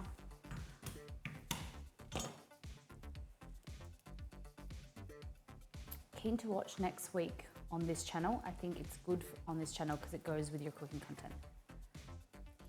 Okay. I'll talk to Exceed. Can't promise anything, but might be something we can do on Monday. Oh my goodness. I'm really struggling the last, since we've moved down here, because the population down here is a lot of UK, Irish, English, but it doesn't have the quote unquote like Asian population. So we don't really have an Asian grocer down here or one that is well stocked. There is one, it's expensive and it's pretty crappy stocked. So I'm struggling to find some of the ingredients that I usually buy, especially like stock powder and wrappers and things like that. So I'm trying to see if I can find it online and check out Costco soon. We're gonna go on a Costco trip. Oh yeah. I wanna know products that because so many of you guys are pros and very familiar with Costco, and I'm a noob. So I wanna know, give me some recommendations of products that I can try out. Crush these. What do you buy? What have you heard about? Recommendations for Costco and go. We've talked about the 2-bite, 1-bite brownies. I have written down the tiramisu cups. I was recommended tiramisu cups last week. I've got them already. What else? Okay. Like that. Then we're gonna deglaze with our wine. That. Basically, we're gonna bubble off and try and stir off the stuff that's stuck to the bottom, the fond. And when that's all dissolved, like that, we're gonna start to add our stock. So I like to get some type of vessel. So all you're doing is grab some of your stock.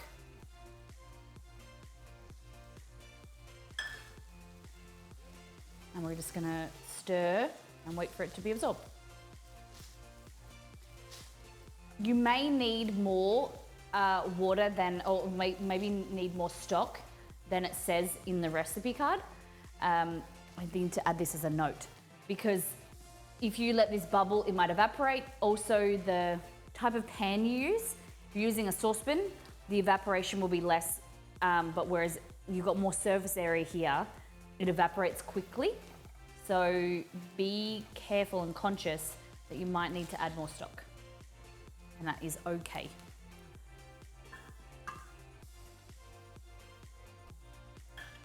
Okay, I feel like Costco Australia is just entirely different foods. All right. Is there anything that hey, Ann Potzer, welcome in.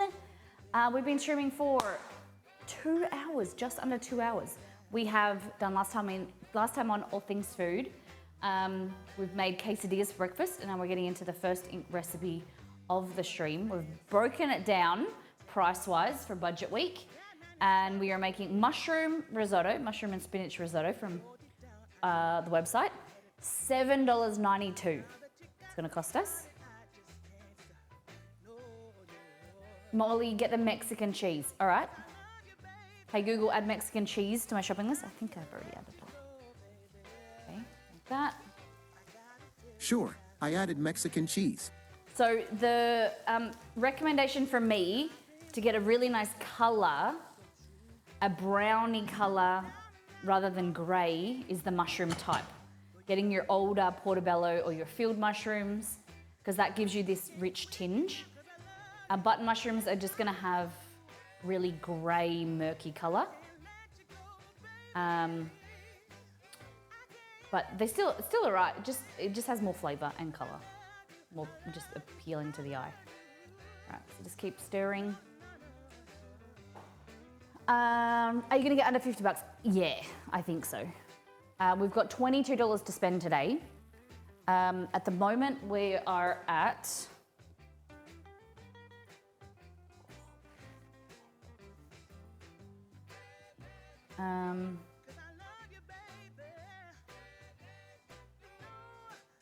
we've $35.27, so $14.72 left for the next meal, which I think we'll do, but I don't want to be too confident. I think we'll get it. Alrighty. So, just trying to lift off some of this. How lovely this looks. What's the next meal? Peanut butter udon. It's gonna be good. The udon noodles cost, I think, 75 cents for the packet. Then we're gonna use peanut butter, and nearly all of the ingredients we're gonna add to the list. There's no real, not many essentials. Like, yeah, soy sauce, we'll probably add everything to it. It's very simple. So it's udon noodles, peanut butter, soy sauce, chili flakes, snow peas, mushrooms. You could add carrot. You could add corn is really nice in there as well. Spring onion, garlic, honey, and chicken if you want to add chicken. I was gonna keep it vegetarian, but we might have a bit of money left over in our hip pocket. We might be able to add some chicken even. So some of the rest, no, hold on. Just thinking, what did we make on Monday? Today. What did we make on Monday? Bolognese and gyoza. So this is the only vegetarian meal so far. So I was thinking vegetarian as well, but you could add chicken as an extra cost, because that's where you get stuck, unfortunately. It's the protein, and the more veggies you add, the more expensive it gets.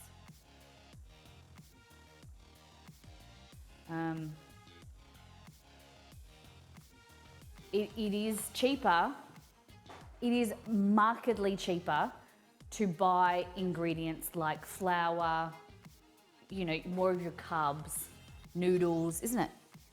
Like pasta, rice, and then not have vegetables and not have protein or meat.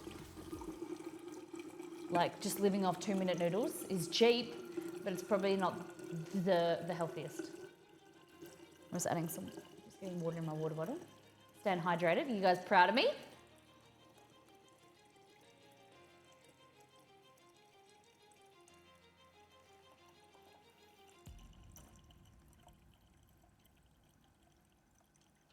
What's the net? Oh yeah, I just read that. You're also a Costco noob as well.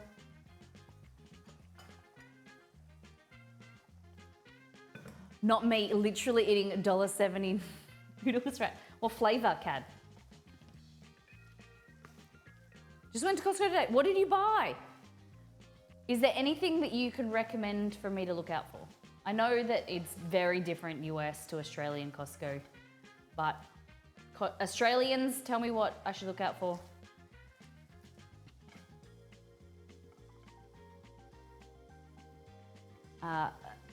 Hot AF chicken flavor. Nice. Cad, you might know, because I've been meaning to ask you in mod chat or message you privately. John is eating not noodles, oats. On Jonathan Ong is eating them on Instagram. What is this thing about oatmeal and oats? He's like eating porridge every day. Do you know anything? Who watches Jonathan Ong and knows? Because I keep seeing like his porridge or his oatmeal of the day. What is it about? Hey Riz, welcome in. The label said something else, but I don't know. Okay, so you've decanted your chicken flavor in your chicken noodles into a bowl, I hope. I bought protein bars, shakes, chicken, butter, cheese, stuff in bulk basically that has protein. Nice. You're bulking. Just focus on your protein intake. Good.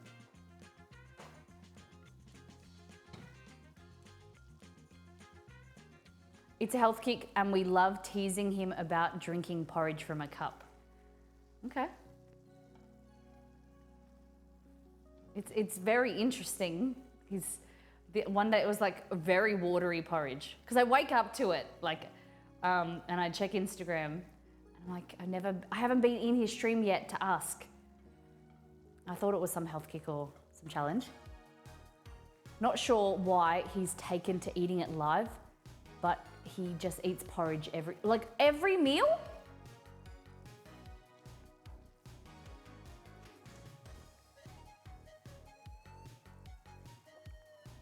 I buy fruits and veggies other places since the packages are too big in Costco and it would go to waste. Protein stuff is cheaper in bulk and can be frozen. Yeah. I've known like the things that I wouldn't buy at Costco, especially in Australia, the vegetables, the veggie section, the fruit and veggie section is more expensive, way more expensive than a grocer or a supermarket.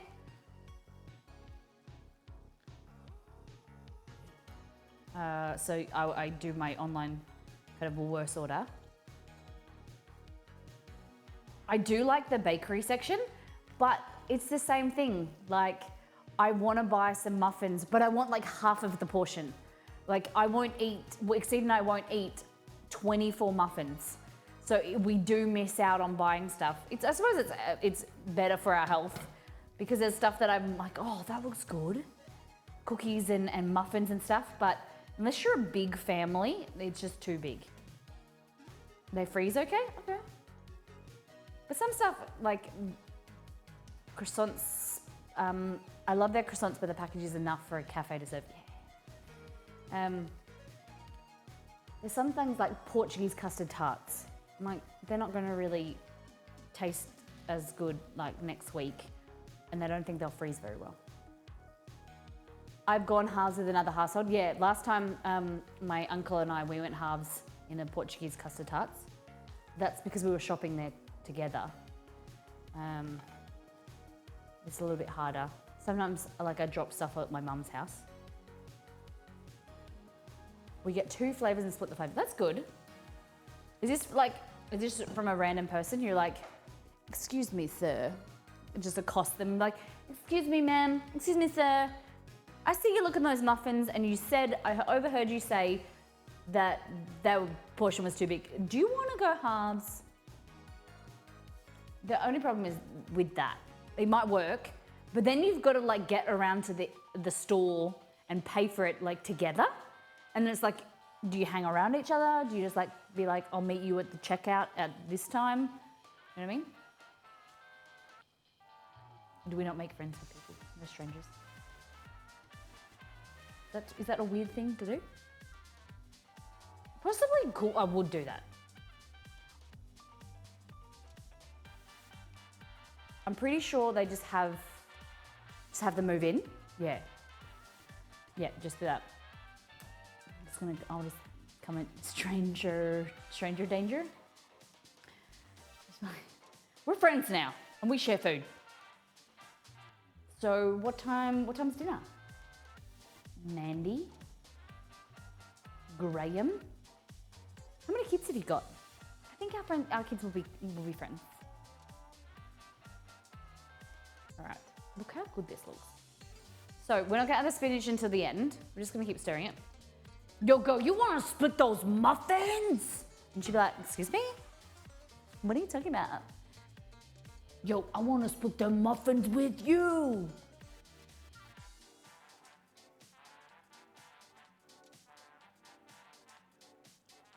Are those croissants in your trolley, or are you just happy to see me? You want to split them? Is that a liter of sriracha? Yeah, just me chugging. And Dovatronic, me just chugging sriracha. It is water bottle. It is a Miss Molly water bottle. It's a prototype.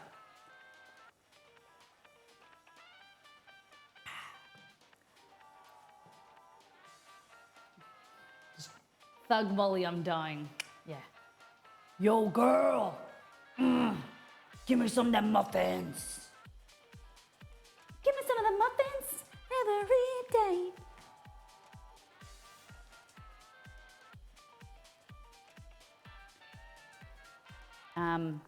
And then you, like, the thing is like, okay, so like with the egg shortage right now, right? Like the eggs are expensive. You're like, hey, how do you approach someone and be like, hey, you want to share your eggs? And then you go to divvy them up and like, how do you like your eggs? And they go, ovulated. You know, do you have a knife and like cut the packet in half? How do you do that? Okay, listen, a muffin tray, 2 different muffin flavors. Would you be able to do this? Do you think this would be wow, I know, I went there.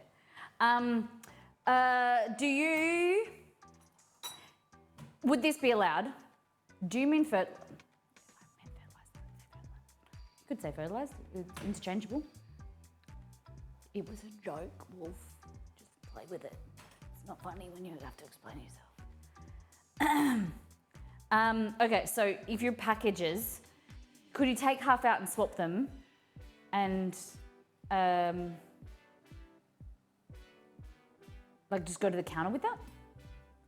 Be like, oh yeah, I swapped with Randy, the guy over there. We've got half each. Just put them through, lady. I'm gonna tune out on account you making me do a southern accent and that make me sound drunk. Huh?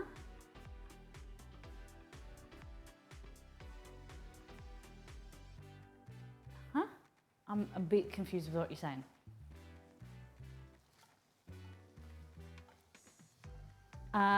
Pay for both, you have to pay for both packages to get it, yeah. That's what they get you.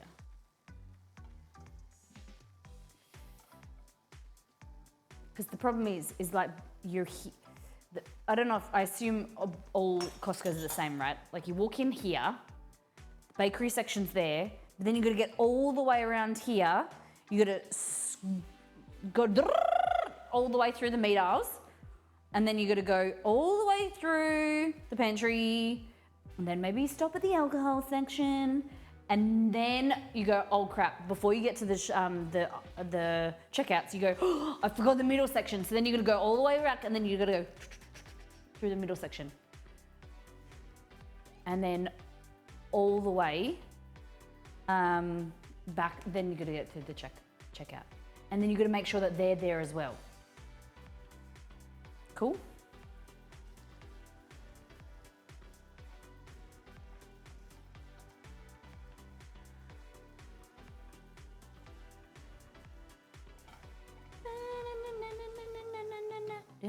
Is Costco like Aldi and they sell other random stuff? Yeah. So they sell all different brands. Well, here I am telling you that I'm a noob and I don't really know stuff, but then giving you advice. So they have their own store brand, which is Kirkland's.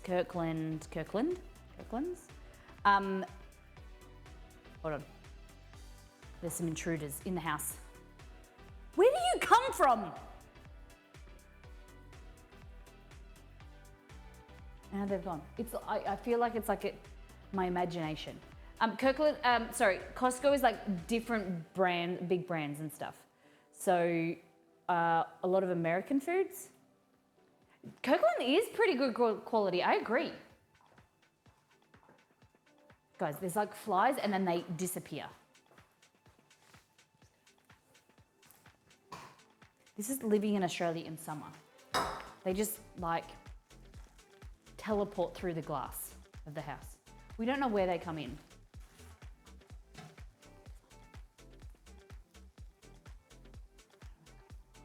I'm just adding some more. I had to make some more water stock. That. Okay. So we're just doing it until all of the rice is cooked through. So if you figure out, like you've run out of stock and your rice is still kind of like opaque, chew in it, and then it's still chewy, still kind of like uncooked inside, add more stock. You need the electric, I asked Exceed if I could get one of them. He said no. Guys, I need a racket, electric racket. Someone send me a racket. So he said no. No, I don't know if we even had the conversation. I can't say that he said no.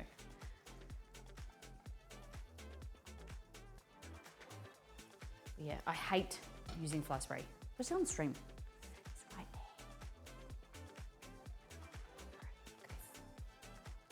there. Yum.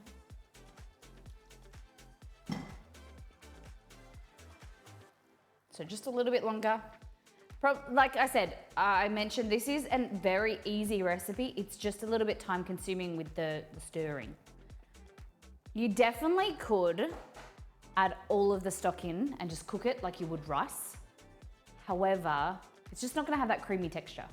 So just give it a stir every now and then. I go old school and whip it with the towel. You know, you get like cardboard and hit it with like something that's like this long but rigid. That works, that's good. Knock that sucker out. I just feel like it puts people off the stream, me talking about flies and them seeing flies and stuff. But there's literally nothing that I can do about it. I've taped our windowsills and put things on the side of the bottom of the doors, jams. There's way less, but they just keep coming from somewhere. I'm sorry.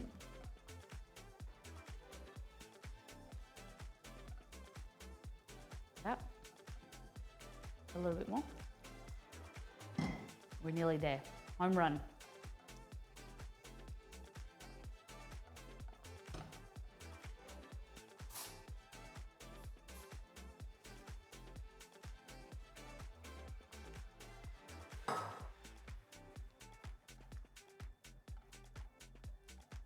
Same here, no idea where they are coming from. I've taped up all the doors and windows.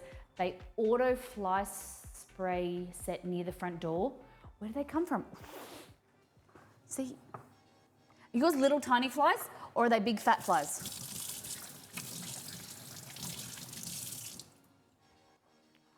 Maybe the AC unit? Yeah, I Googled, you know how many times I've Googled that? Do they come through the air conditioning? I can't find any like concrete evidence, but that's what I keep thinking, that they come through the air conditioning. Now we got fat ones, like they're like big fat blowflies, and I don't know where they come from.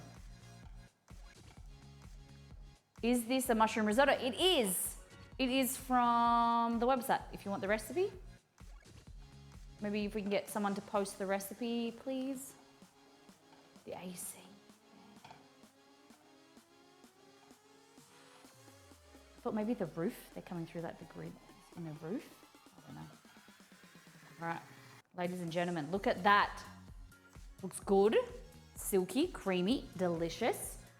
We're gonna add in our cream.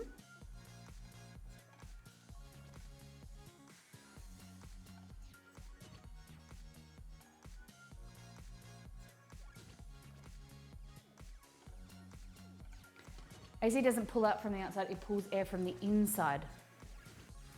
Does it? Horse flies, big flies on my wall. It was like something out of a horror movie. Oh my goodness. All right.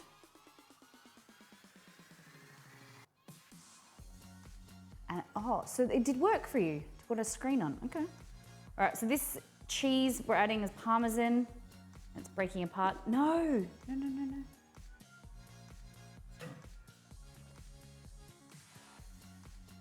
Thank you, Delirium. You're a legend. Appreciate you. All right, so just grating this cheese. It'll melt quicker if you grate it. If you put the whole thing in there, it'll eventually kind of melt. Parmesan's a little bit different. It's not going to melt. It takes time because it's so dry and dehydrated. It's just better if you just grate it. So this amount of cheese, what do I think we said it's like $1.50 for this nub of cheese. So use it sparingly. I'm going to leave a little bit so we can garnish at the top. Look at this.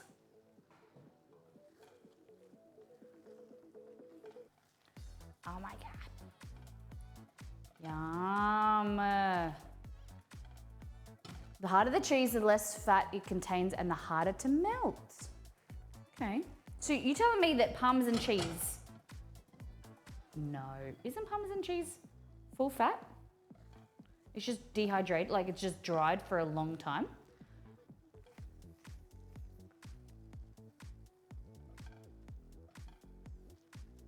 Look at that. Oh my God. So beautiful. All right. We've got one major rule as you're cooking. Does anyone remember what it is? I know I've got a lot of rules and everything. It's just hard to know the idea that I've got in my head. There's a lot of rules around here and everything is important. not that one rule. See, but A, B, T. Sample everything. A, B, T. Always be tasting. Okay? Taste as you go. A, B, T.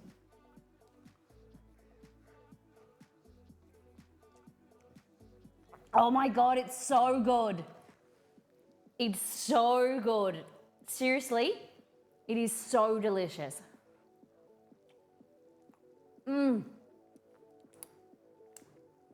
It's simple. It's delicious, vegetarian, and then you can always add chicken in it, like on top or whatever. It's awesome when you know you nailed it, yeah. Oh my God. All right. Final thing is we're gonna add the lemon zest. And you can add spinach in there as well. We'll add the spinach. So this just adds a little bit of acidity, freshness. How's bells? Well, then you have to make this one. Guys, the wonderful Delirium posted the recipe. I wonder how many commands we could make. Like, if we had a command, you could do ! risotto or ! mushroom risotto, and then the recipe would come up. Like we could, every recipe on the website, you could link it. I don't know if that's possible with Stream Elements. All right. A little bit of zest. Cut this in half. A little bit of juice. I will, don't you worry. Yeah, that's good. There we go.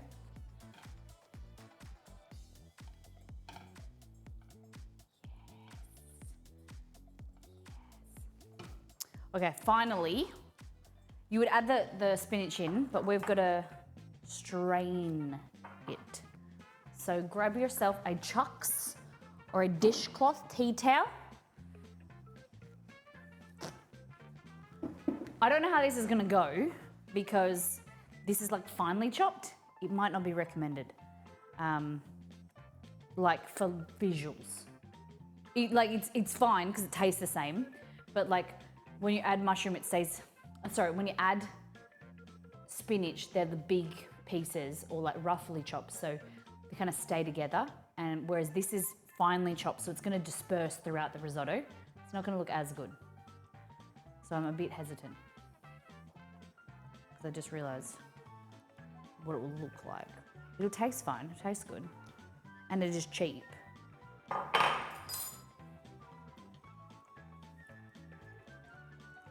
that juice.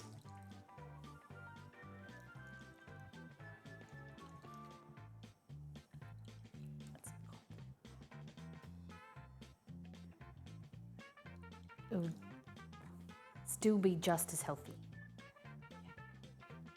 All right, go there. A little bit of your spinach.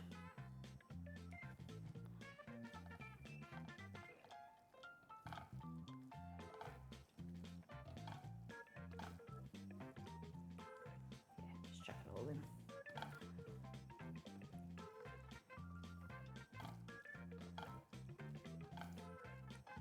Look at that.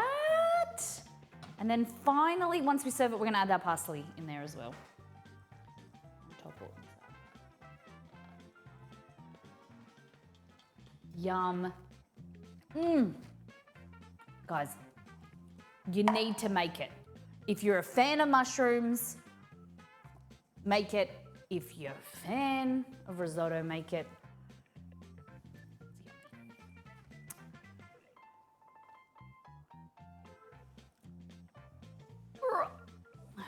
Looks too pretty for me. What if you're not a fan of mushrooms? You can leave the mushrooms out if you want.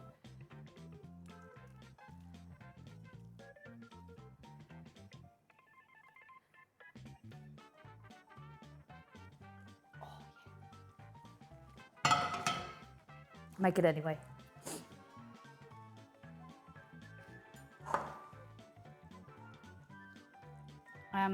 Make the cheesy risotto from First Things First, piece 1.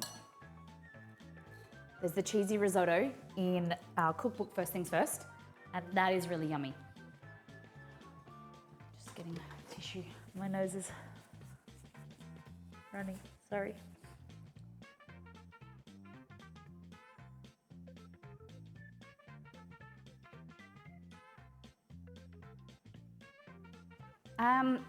Yeah, I would just do the cheesy risotto that's in First Things First, rather than feeling like you gotta, you know, substitute it. And how would you make it? That one's really simple because it's just cheese.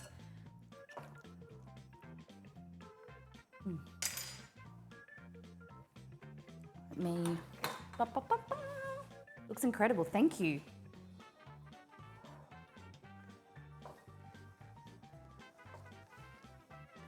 Really delicious, hearty, and nutritious. You can add more veggies in there if you want. I'm just trying to find my parmesan and my grater.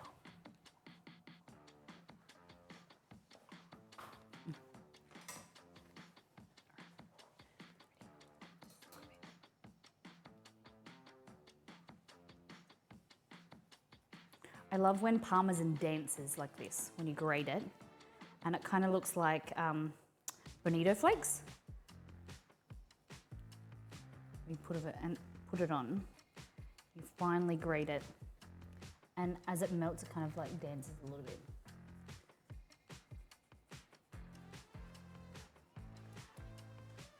Yes. Get yourself some parsley. You probably didn't even need to add the parsley. You should have stirred it in.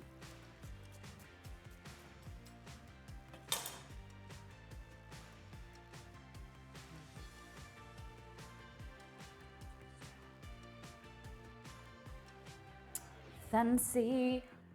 Mms in the chat. Mms in the chat. Mms in the chat. Mms in the chat.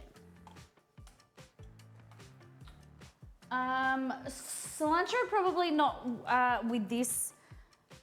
It would look nice, but probably not the flavor profile that we're going for. Because this is kind of like more Italian. Parsley's good. Look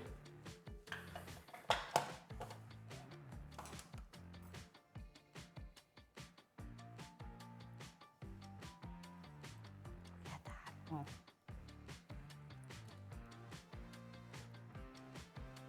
There we go. Yes.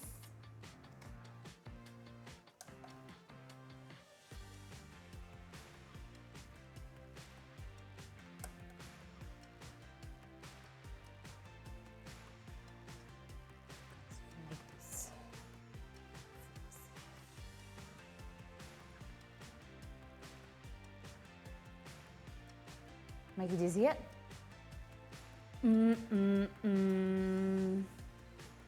Yum. Woo! Okay, so that's 2 portions. It's a really big bowl. That's 2 portions there. So the recipe is for 4 people, so we halved it. And I tell ya, this is so good. Yum.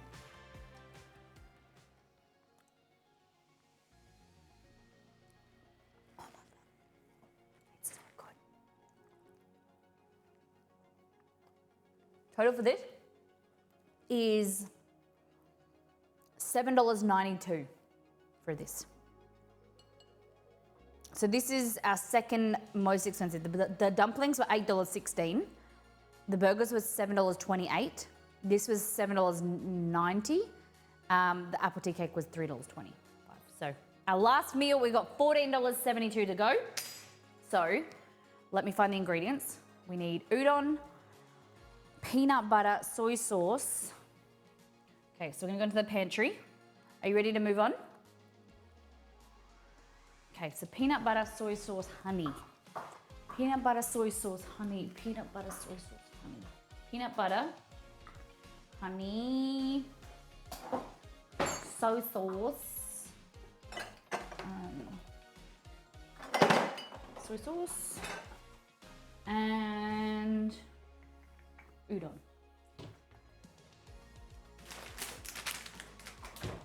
Okay, that's them.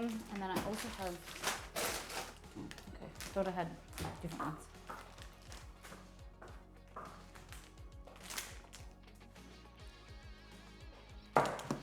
Less than $4 per serve. Nice. Yeah. Peanut butter, honey, soy, udon noodles. We're gonna need garlic. We add ginger as well. See if we've got garlic.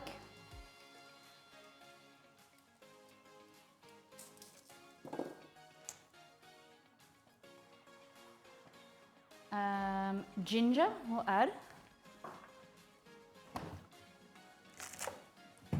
Keep your ginger in the freezer.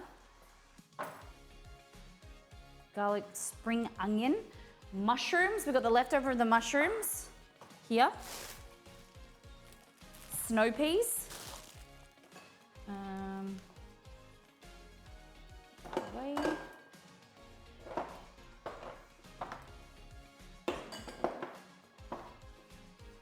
Snow peas.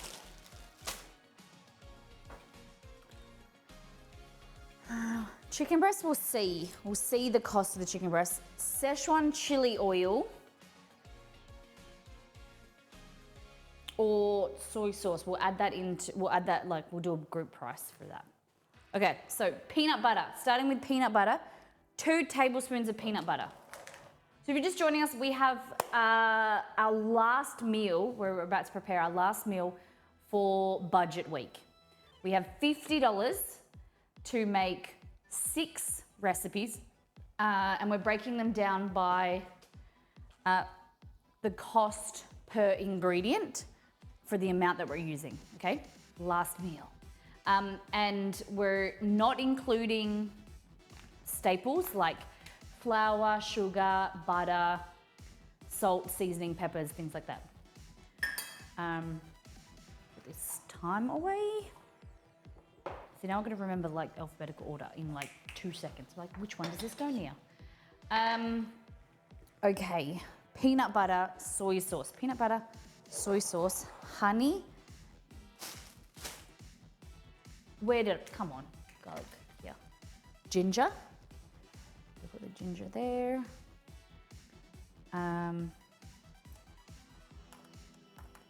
Half teaspoon ginger.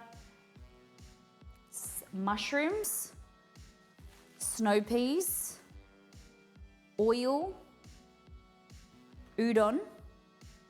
This is a 440 gram packet of udon noodles. So we're gonna use 2 of these. Two. And this should feed 4 people, okay? I just need spring onion here. So we need 12 ingredients in total. That's it, like including oil, but delicious. Hot sauce, or I'm using Szechuan chili oil, which I've already made. It's on the website too. Cool? All right, so put the risotto away, cover it and put it to the side. Fabulous. Now, peanut butter, 2 tablespoons. This peanut butter is about $7.50, I think.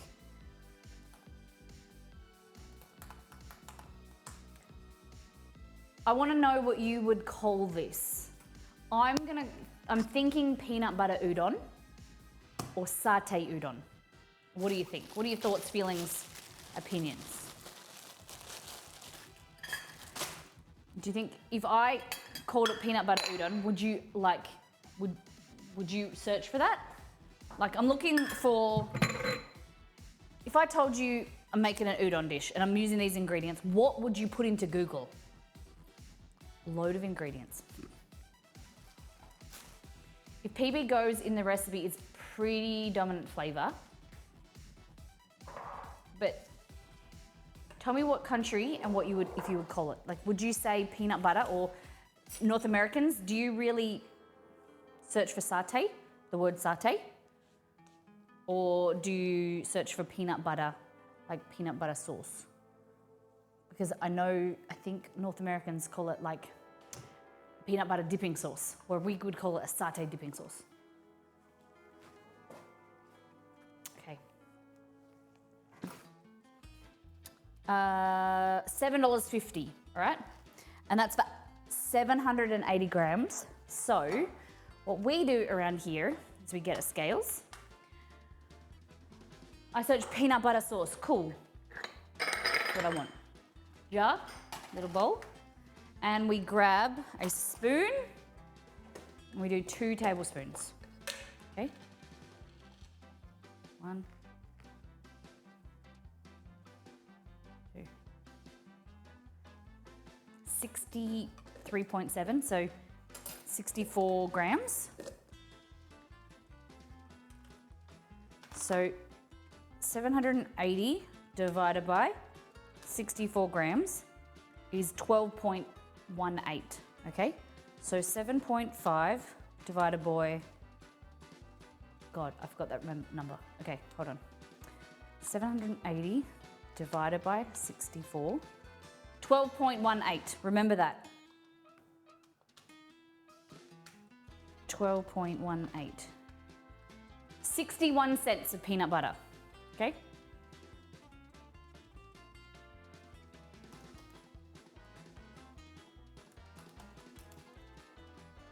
Uh,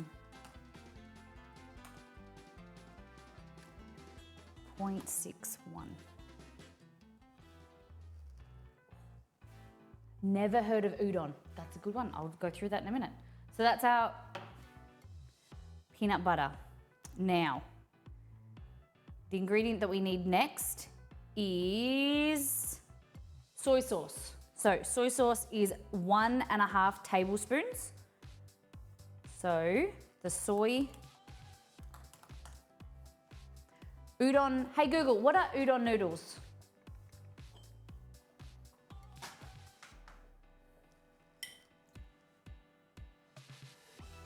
Hey Google, what are udon noodles? According to Wikipedia, udon is a thick noodle made from wheat flour used in Japanese cuisine. There are a variety of ways it is prepared and served. Its simplest form is in a hot soup as cake udon with a mild broth called kakeiru made from dashi, soy sauce, and mirin. It is usually topped with thinly chopped scallions.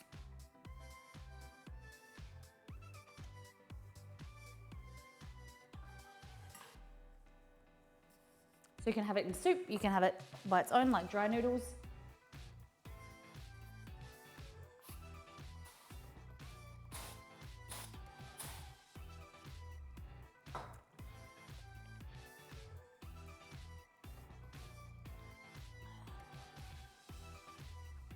Nice chewy noodles, that's it. That is it. Those type of questions I need, because like if I'm using an ingredient you don't know, let me know and I'll explain it to you.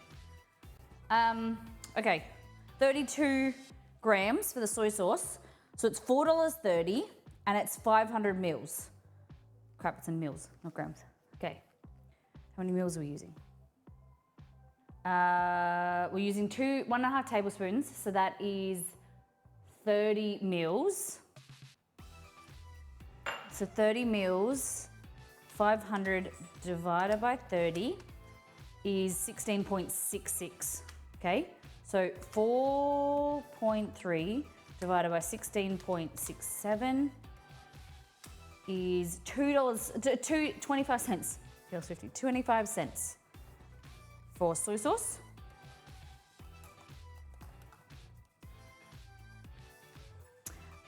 Next is honey. So the honey is 1 tablespoon, so which is 20 mils, but I'll see how the honey comes in mils or grams. $9 for 500 grams, okay? So we'll get a tablespoon. I'm gonna put it in here because we're gonna add it all in anyway, into the soy sauce container.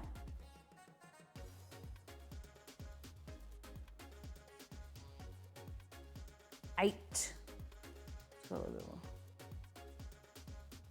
9 grams. So 500 divided by 9 is 55.55. So we divide it by 9 by 55.55 is 0.16 cents. No, 16 cents. 16 cents, 1.6. Yeah, 16, don't worry. Just ignore me.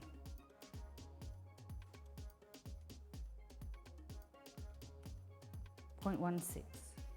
Cool. That's honey. So our total sum of these ingredients, we are at $1.02 so far. Next thing is garlic and ginger.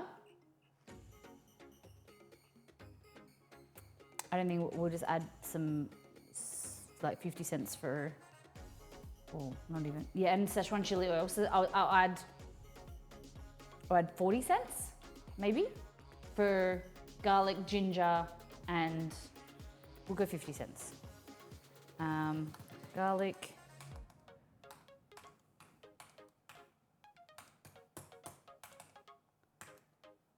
Ginger. Szechuan. 0.5.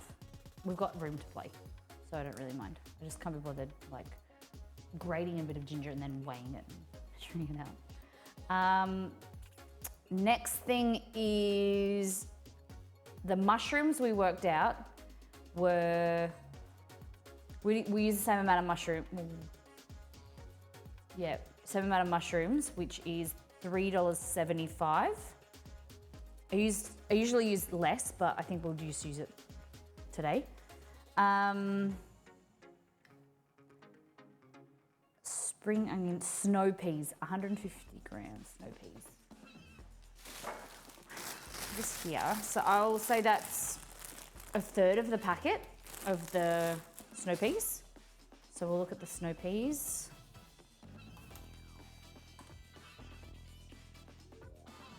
$7.90. So 7.9 divided by 3 times, yeah, 1/3. So $2.60. Damn! Expensive. 2.6. Guys, it's $7 at now. We haven't added the udon. It's $7.87. Damn. Okay, udon. $2.70 for both packets. We've got to have to. We probably should have halved this recipe. We got room to spare. Udon, 2.7. this is the most expensive meal, even though I thought it would be the cheapest. It is gonna make 4 portions though, or even more than, yeah, it's gonna make quite a bit. Hopefully. We're not gonna add chicken, we're doing vegetarian. We can't afford meat. Well, we can, but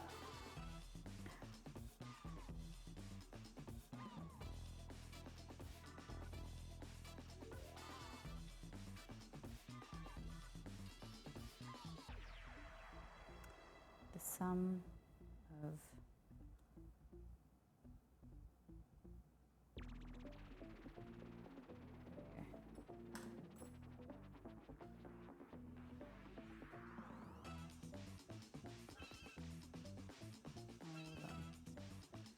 that is the sum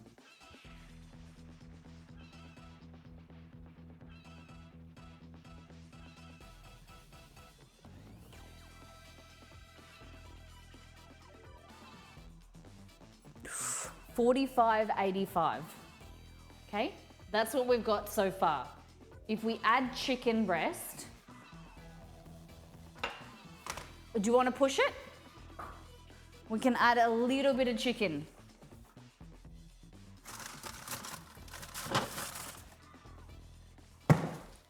So chicken is $10 a kilo.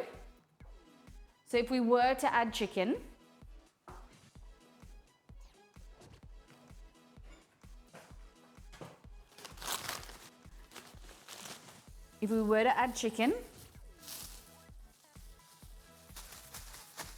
oh, hold on, zero it.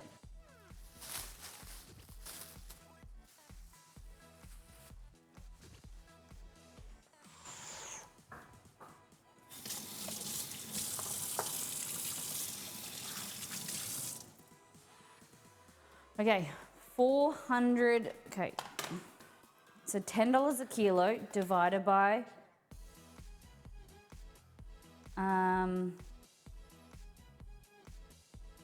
1,000 times 417. Oh, just $4.17.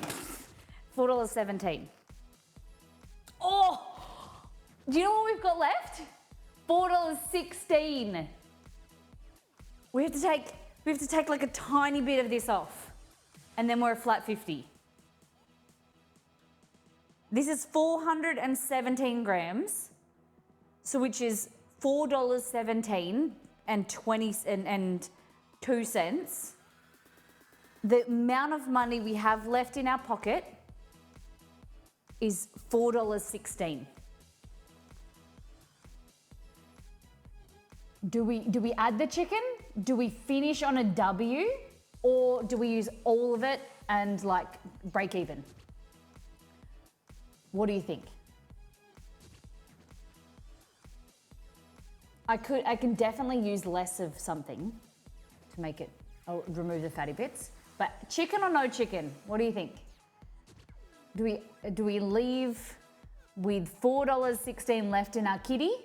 Or do we add chicken and finish with like a flat 50? Like no money left. What do we think? Chicken and break even? It would make a bigger portion as well. So, Misdemeanor says remove the fatty bits. Grumpy Gamer says chicken, add the chicken and break even. How crazy, 1 cent off. Did you include the mushrooms or no mushrooms in this? I added the mushrooms. We can use less mushrooms. Did you, or no mushrooms in this, do the chicken better value meal? Because you can use the leftovers for another meal, that's true.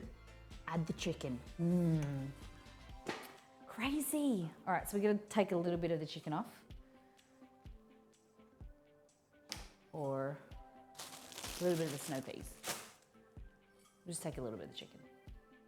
Wow. I think we add the chicken because it just makes it more rounded, more portions. Like we divide it into a bigger portion. We divide it into more portions. So now it could feed like 5. You know what I mean? So chicken, there. Chester. just take off this fat. And that is Romeo and Chester's bit. And that, ladies and gentlemen, bought us under budget. How cool! Why am I washing my hands? Oh, you gotta pick up a saucepan. Pick a saucepan. We're gonna use a wok. I've got a wok somewhere here. Do you wanna just? There it is. A wok. All right, this is super easy. So all we're gonna do is we're gonna chop up the chicken nice and small because we're using one chicken for 4 people, for 4 portions. And I like it nice and small and fine. And so across the grain, nice and fine.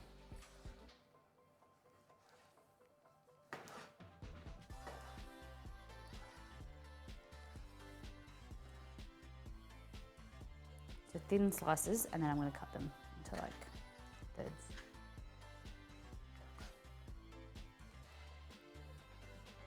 I told you, luckily we skimped, you know, on the mushroom, like that come under budget, because this is the most expensive meal. It is making the biggest portions though.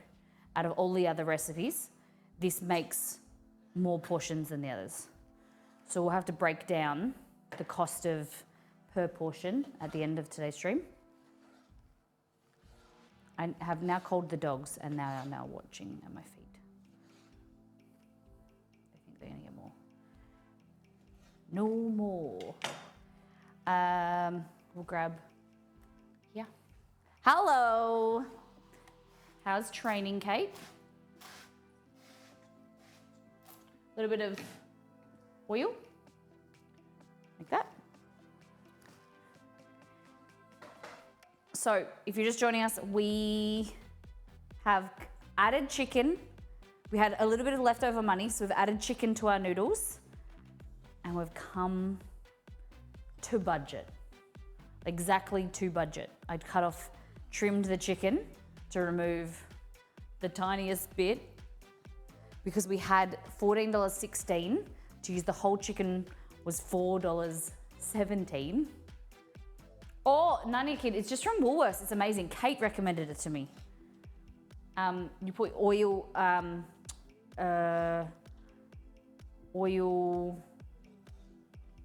olive oil. I use canola oil or like a rice bran oil in there. It's really, really great.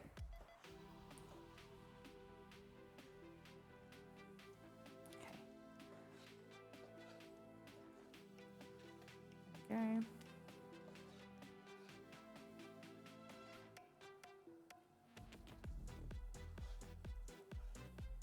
This.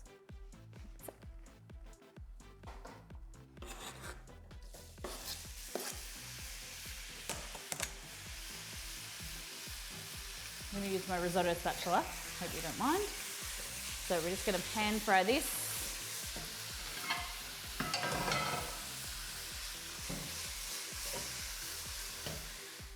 Decor. Alrighty. And while that's doing that thing, we're going to chop up our mushroom and snow peas. So these you just want to finely slice.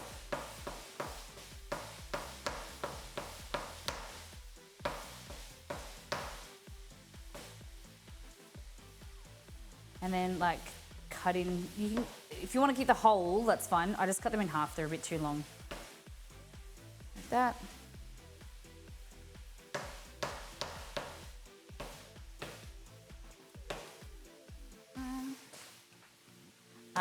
What I do is take this out like that, push it with your thumb, pull it out. It just sits flatter on the bench.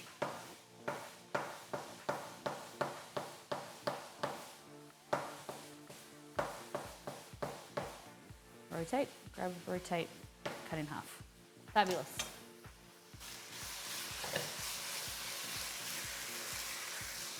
So this is so simple pan fry your chicken till it's nice and brown. Then we're gonna add in the sauce, then the veggies, then the noodles. Super easy.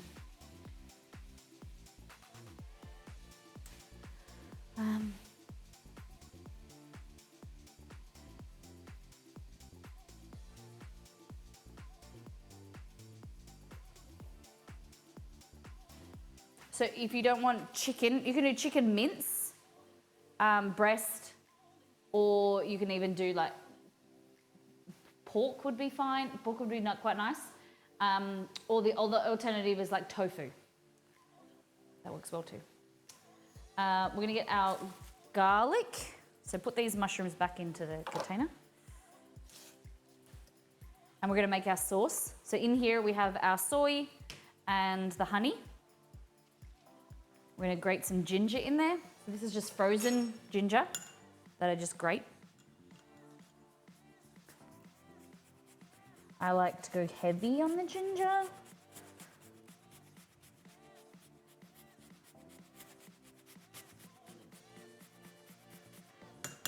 Like that. Just a little bit more. Even like half a teaspoon, at least. All right. Moisture come off the chicken. Gonna break it up. Get some color on there.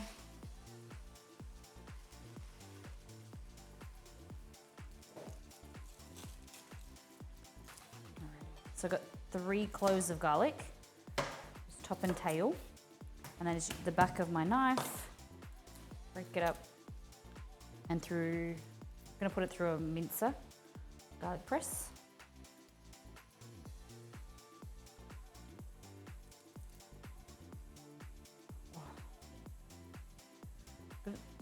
Wake up with a sore neck, and because when we stream, I look down all the time. Maybe that's why I've got a sore neck, because I look down all the time.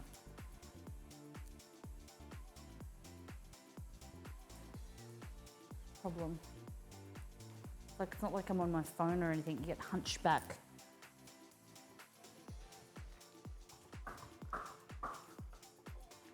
All right. So. Garlic into the mincer, pop it in, turn it over, press, and I just cut off there. But then I don't like to waste any, so I just grab the inside stuff as well. Just not good for my knife doing that, but give that a swirl. We're gonna add in our peanut butter in there as well. You can warm the peanut butter, it helps it incorporate better.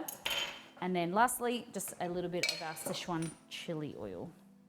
It's gonna be quite spicy, it's a beautiful flavor. If you don't like chili, don't add it. Or if you don't have that chili oil, make it. Chili flakes or hot sauce works as well. Okay, so into here, I'm gonna add in our sauce ingredients. And just kind of break up your peanut butter so it warms up and then it's easy to combine with the rest of the ingredients. Like that. Yes. Look how good that looks. I'm gonna add in our mushrooms.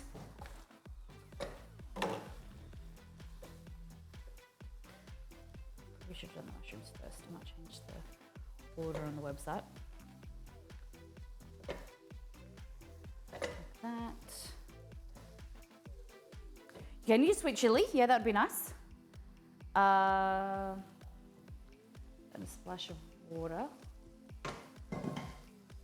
Yes, I'm going to change the order on the website. When this goes on the website on Monday, and you have this recipe, we're just going to add the mushrooms earlier so they can cook. Doesn't really matter too much.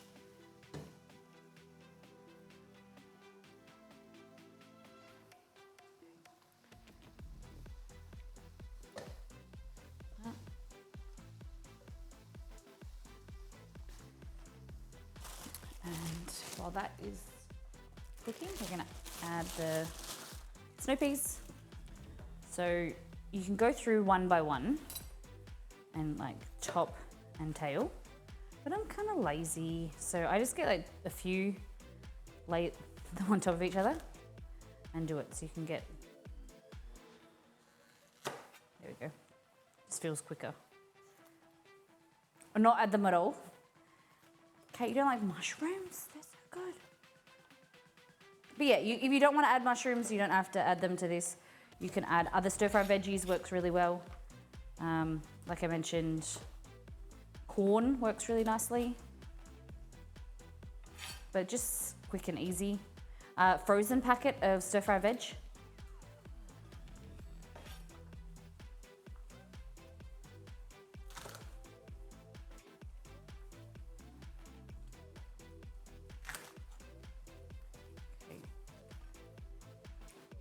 Because there's the sugar content, peanut butter has a bit of sugar and the honey, I just don't really like cooking this for too long because I don't want it to burn. You just gotta be careful. That's why I said cook the mushrooms first, because then you know, not overcooking this.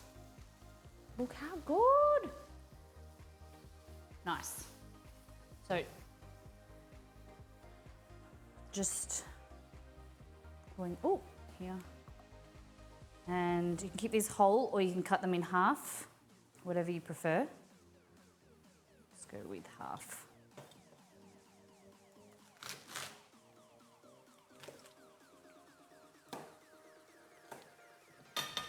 Oh, my family fell off the bench. Cool. Baby corns, yeah. They've got the juice, they've got the juices. Ari, Hallie didn't do the other end of that last batch, didn't I? Are you sure? No, I did. I can't see any with ends.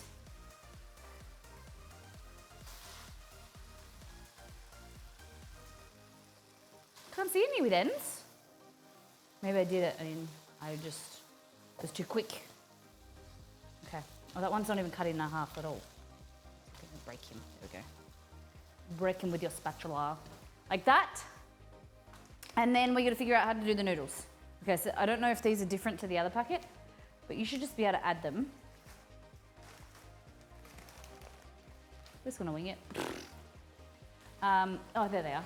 So these soak the noodles. We're just gonna add some water if we need to. Warm them up. You can warm them up if you want, per the instructions. Or what I do is just dump them in like that.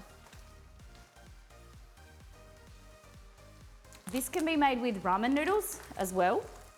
And pasta if you want.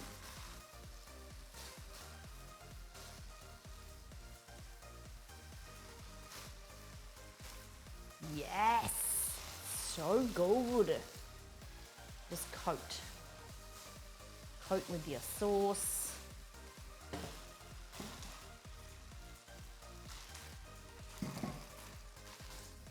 A little bit of water.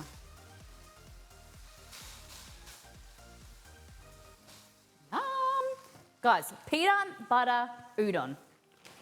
Delicious. Look at that. Yes. So yummy. And as you absorb, like some of this water, the liquid, the sauce will thicken up and it will coat the noodles a bit better. Can we just admire how pretty that looks? Because it is damn delicious too. Super quick, easy. You can get packets of udon for 75 cents. The brand, I just calculated with the brand that I bought. The first time I made these on stream, I used the smaller packets. I see the ends. Where? I know, that's cut off. That's cut off.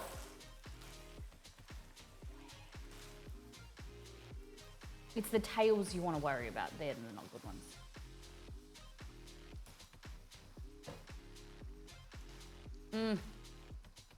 Knife safety, yes. I should abide by that, shouldn't I? Yum! What do we think? How many of you would like to make this? What do you reckon, guys? So the recipe for this will be on the website next week, next Monday. So we're at this stage releasing one recipe a week while I still build the website. So this week we just released the jelly slice on Monday. Next Monday will be this recipe, the peanut butter udon. The week after will be Death by Chocolate cupcakes and cake. So it will basically be two recipes, but they're very, very similar. One's for a cake, one's for a cupcake. For Valentine's Day. So Death by Chocolate cupcakes and cake for Valentine's Day because it's delicious. It's very, very good. I miss what you put in for the sauce.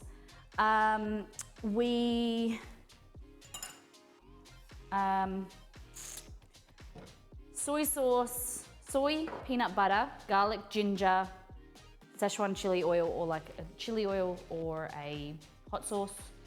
That's it. Yeah. Very simple, very yummy. Yeah, so these, we used snow peas, but you could use sugar snap as well. All right, over here, a bowl. Ooh. Ooh. So I reckon that feed 5 people? It's a lot of food.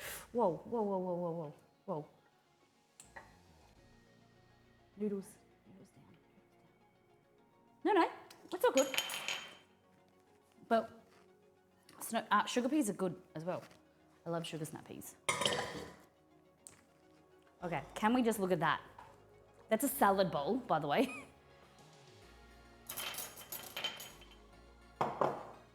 Yum. Problem with this, now that it's going on the website, I have to photo shoot it before I get to eat it.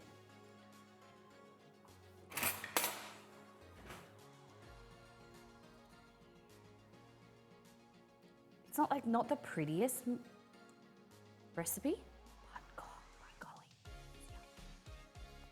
Like I said, chicken breast, chicken thigh, ground chicken, ground pork, tofu is really yummy, heaps of different veggies, you know, make it into whatever you like.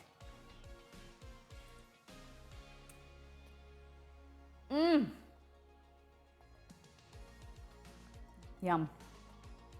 Satay is totally my jam, so yes, please. Yes, that's what I want to hear.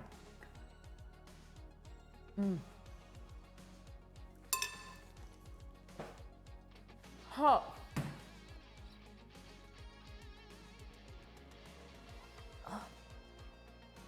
So, the recipe won't be up until Monday.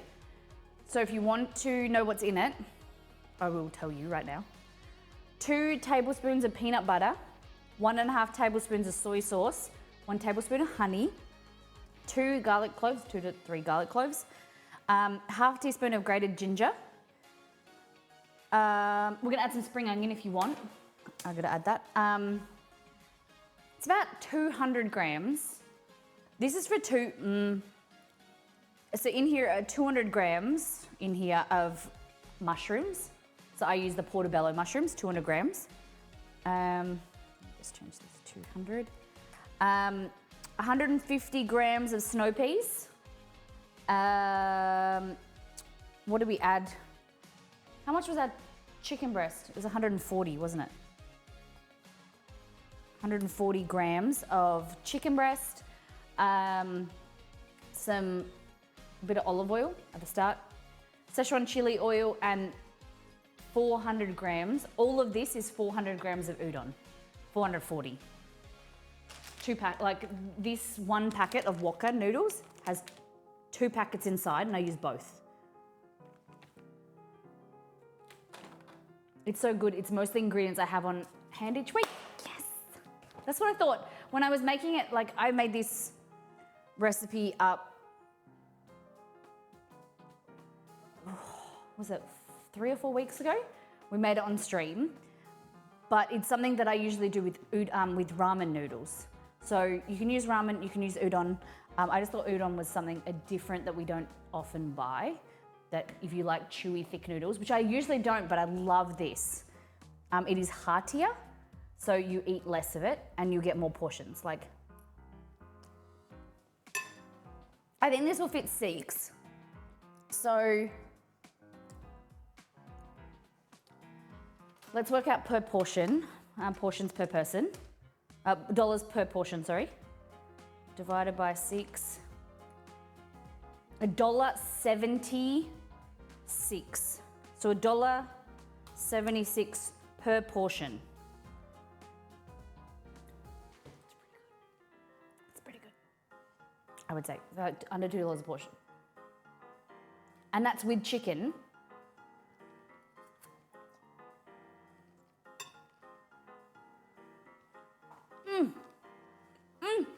Guys. You know, I didn't cook yesterday because it was a non-stream day. And there was no flies in the house. And when I start cooking, they come out of nowhere.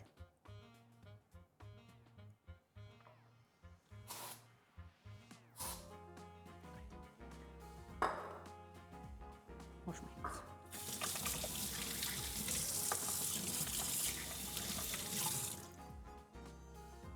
Yes, the flies want it too. Yeah. Okay.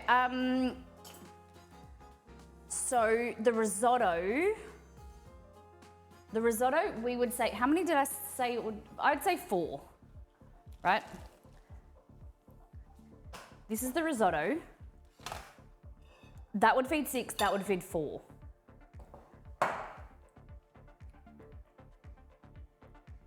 Yeah, I'd say that food would feed 4. So $7.90. Where's my calculator? 7.925 divided by 4. 7.925 divided by 4. What? Oh, $1.98. Okay. Then the cake per portion, I'd say fits 8 people. So $3.25 divided by 8 portions, not 8 people, 8 portions, would be 40 cents. Okay, burgers. How many burgers did I make? It made 6. 6 burgers. So that would be, because there were 6 burger buns, made enough for the patties, Exceed and I. Yeah. I probably made the patties a bit thicker. So I made probably 5, but let's go 6. $7.28 divide, let's go 5. $1.40. $1.45. Both of those look like single servings to me. It's really hard to see, but these are salad bowls. Like, this is a lot of food. Yeah, that's a lot of food. That's not salad, it's a salad bowl. A bowl of salad. Okay, dumplings. That fed, I remember I said 2, right? Because it made 24 dumplings. Would you eat one serve of dumpling for 12 dumplings? Is that enough? Or is that too many? If I made 24 dumplings, and they were like this big each, how many portions? Jello with stuff in it isn't salad either, but here we are. Yes, the bolognese fed 6, if I remember correctly. That was a lot of food. It's $1.44. And I think the dumplings worked out to be way more expensive than others because the time that they took to make, but also $8.16 divided by, I'm gonna say 2 portions, 12 dumplings each, as a meal is $4. So You've got mail. yo, kind of weird, but do you think I could use chopped up peanuts versus the peanut butter and still have a similar taste? No, I think that you need some of the peanut butter. If you've got a blender,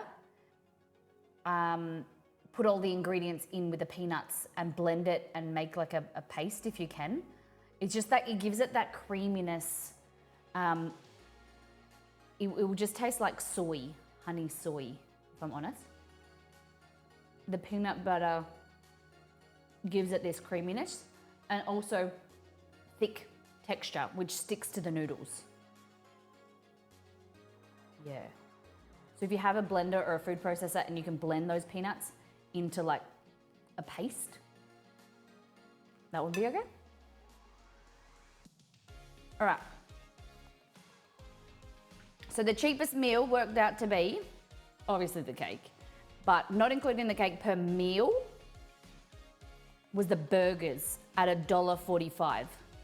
However, that is stating that, I'm so pissed off. Flies.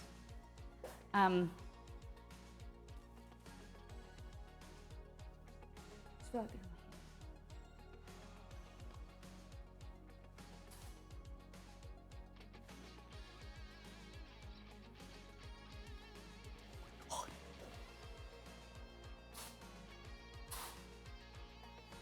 They're dying, so they're flying around crazy. Sorry guys, I'm so sorry.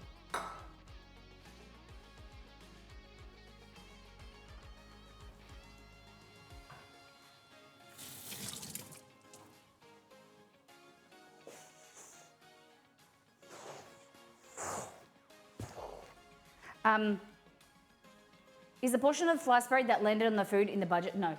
It's spraying that way. I'm careful.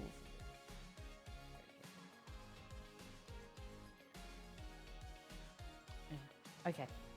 So, the cheapest meal turned out to be the burgers, but the burgers were reliant on you having flour to make the burgers, the buns. So that's why it worked out the cheapest. Whereas the udon noodles, this one here, was $1.76, and that included nearly all of the ingredients. I think it did include everything. The burgers also used the same salad mix too from an earlier dish. No, but the price of them we use per portion. So it was all worked out the same way because we were calculating how much of the package for the salad mix cost $4. So I used $2 and accounted that for in the dumplings, and then $2 of that went into the burgers. So it didn't work out, it wasn't accounted for somewhere else.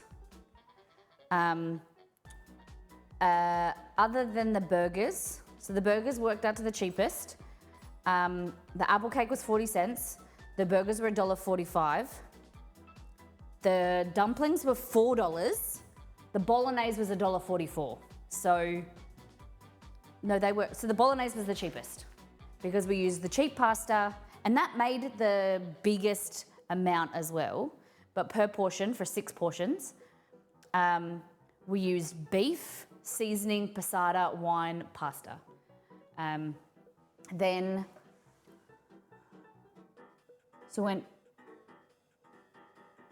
bolognese, burgers, udon, risotto, dumplings. What was your favorite? I thought that would be cheaper, but it didn't work out too bad. And it also wasn't reliant on you having any ingredients in your house. Like the cost of this was total from like having, just soy sauce and using a small amount of soy sauce and whatever. It was relying on you having those ingredients and just using a portion. But the breakdown of the noodles, yeah, I was happy with them. So, cheapest meals, bolognese. Because the only thing, no, we did add everything. The pasta, the wine, the passata, the seasoning, and the beef to make the bolognese. So that was the cheapest. Yeah?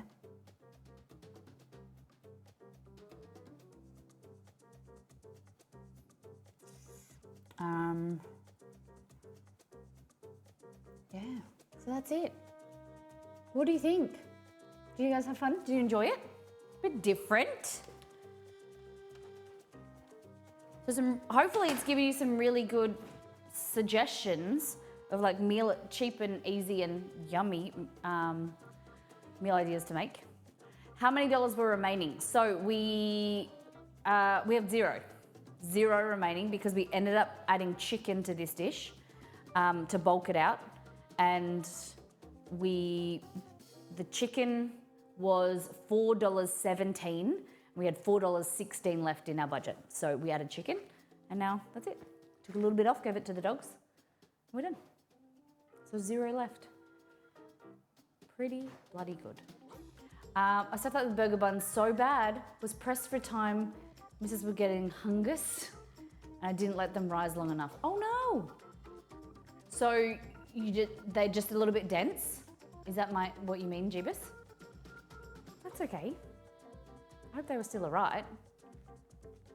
Did you do the single proof, or like which proof did you not let proof long enough? Let's just try again. I hope they're still edible. Did a short bulk ferment and a short. Okay. Pretty dense, like my head. No, I know. Well, please give it another go, and if you have some time, and let them ferment for a little bit longer, because I promise you love them. Thanks for giving them a go. They are hard. They are like the bread is frustrating because you do need the time. It's not one of those things you can rush. I'm pretty sure the recipe is gold. It was just me. Okay. I only caught the last dish, but I'm definitely going to give it a go and look for the others. Okay, so this one here is. We give it a stir, but this is absorbed some of the moisture now. But this is the mushroom risotto from the website. If we can get someone to link that, would be amazing. And we saved some money. We used chopped spinach instead of wilted spinach that we could wilt down. It's really good.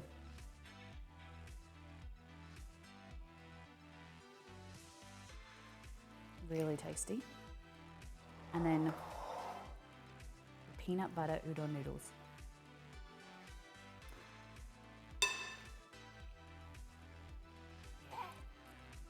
Chewy, delicious, mushroom and snow peas. I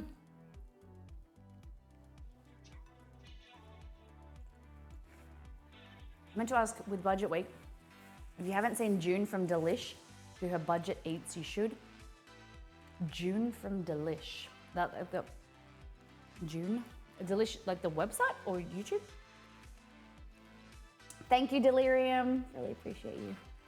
And then this recipe will be up on Monday. All right. So the channel is called Delish.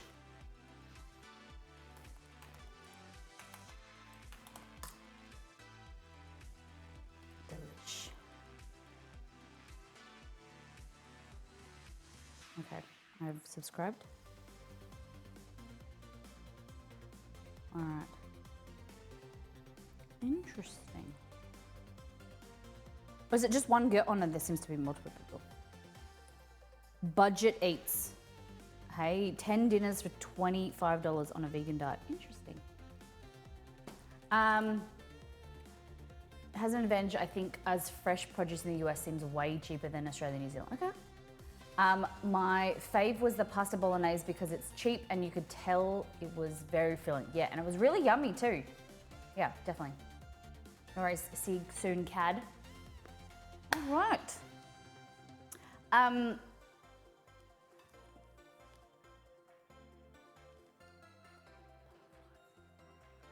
With the spinach and feta triangles, can I pre-prep the filling and then make the triangles later? Yes. Yep. So you can make all the filling and just put it, cover and pop it in the fridge and then do the stuff later. Yep.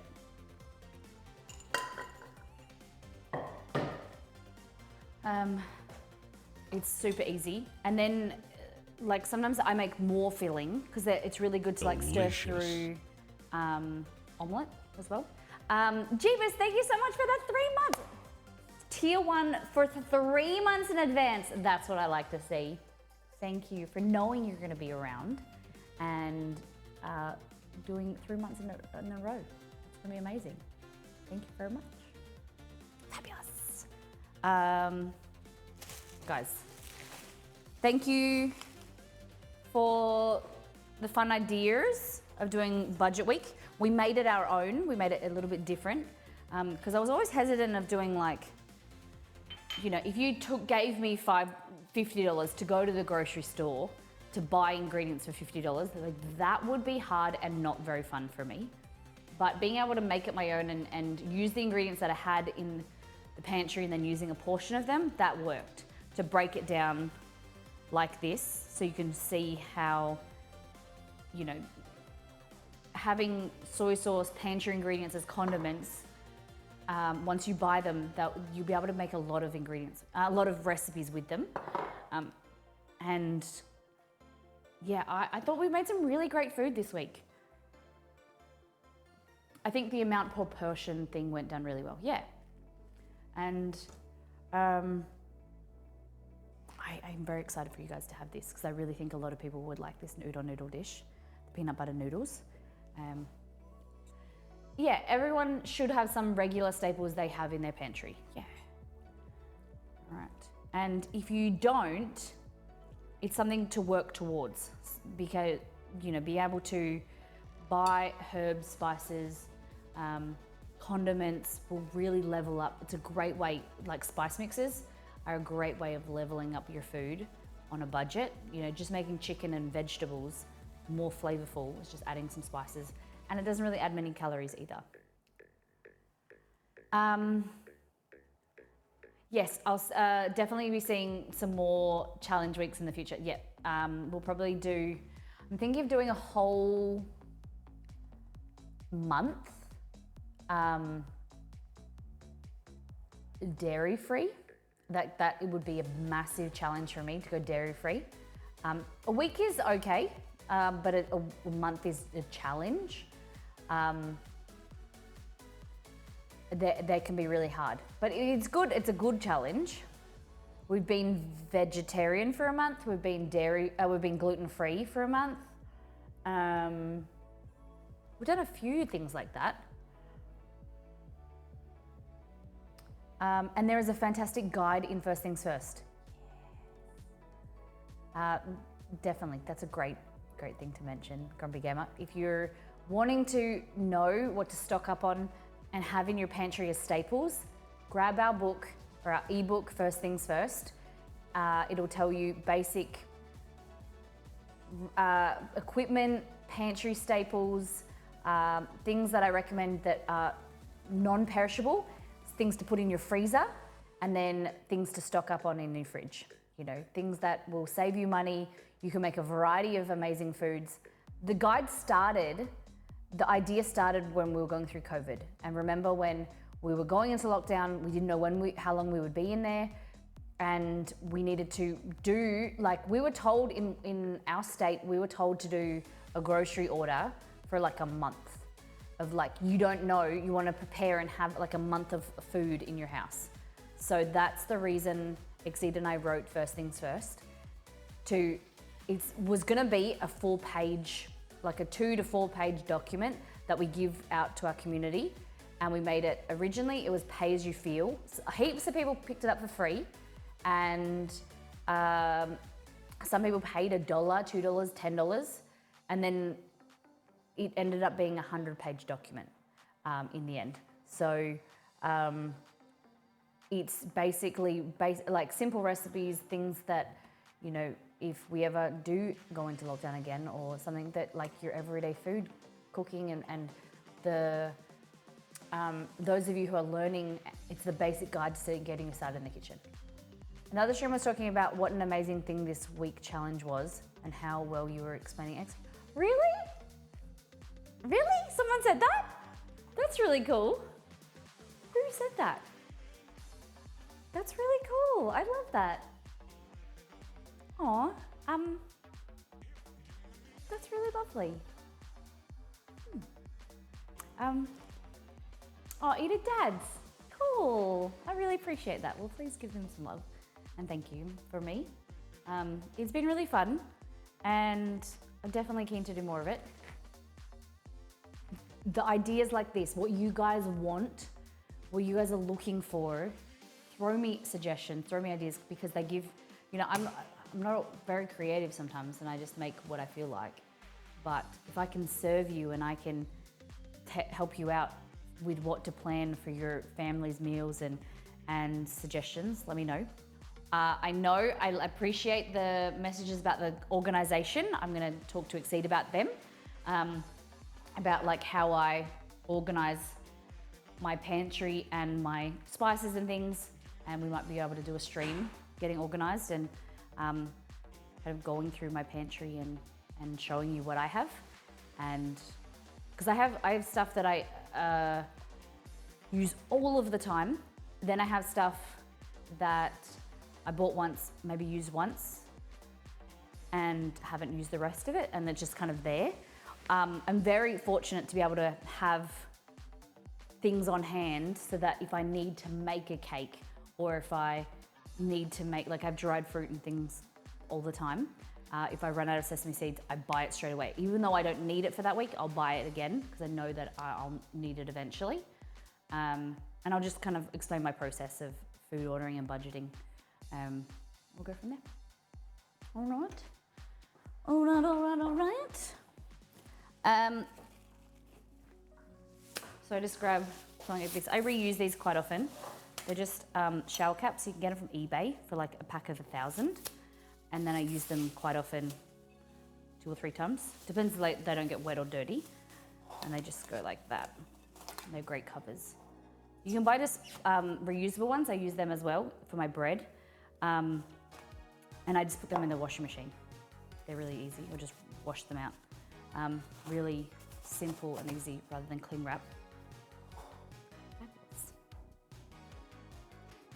You do that too? Do you really, Liz? That's cool. Okay, I want to know your dish of the day. What was your favorite from this week? Instead of dish of the day, or we can do dish of the day and dish of the week. How about that? So tell me your dish of the day. Are you a noodle fan or are you a risotto fan today? Which one are you more likely to eat or make? And then also dish of the week. So there was bolognese, dumplings, burgers, tea cake, peanut butter udon, and risotto. What do you reckon? I think for me, I like the udon. The burgers were quite nice. For being so heavy on a budget, the burgers were really nice. But I think the udon for me. Dish of the day, udon. I make the risotto a lot, so udon is something I'm looking forward to. You make mushroom risotto a lot? Or like risotto in general? I'm a sucker for a risotto. I like that, Keza. The rissoles, yeah. Yeah. My leg is itchy.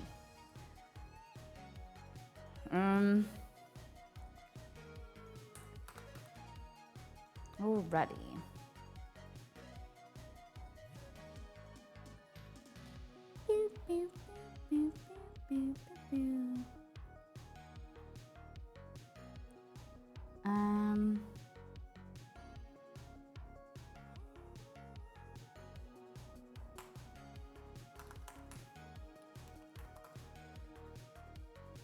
Udon and tea cake, all right. Today it's the udon for me because I do chicken and mushroom risotto a lot. Cool.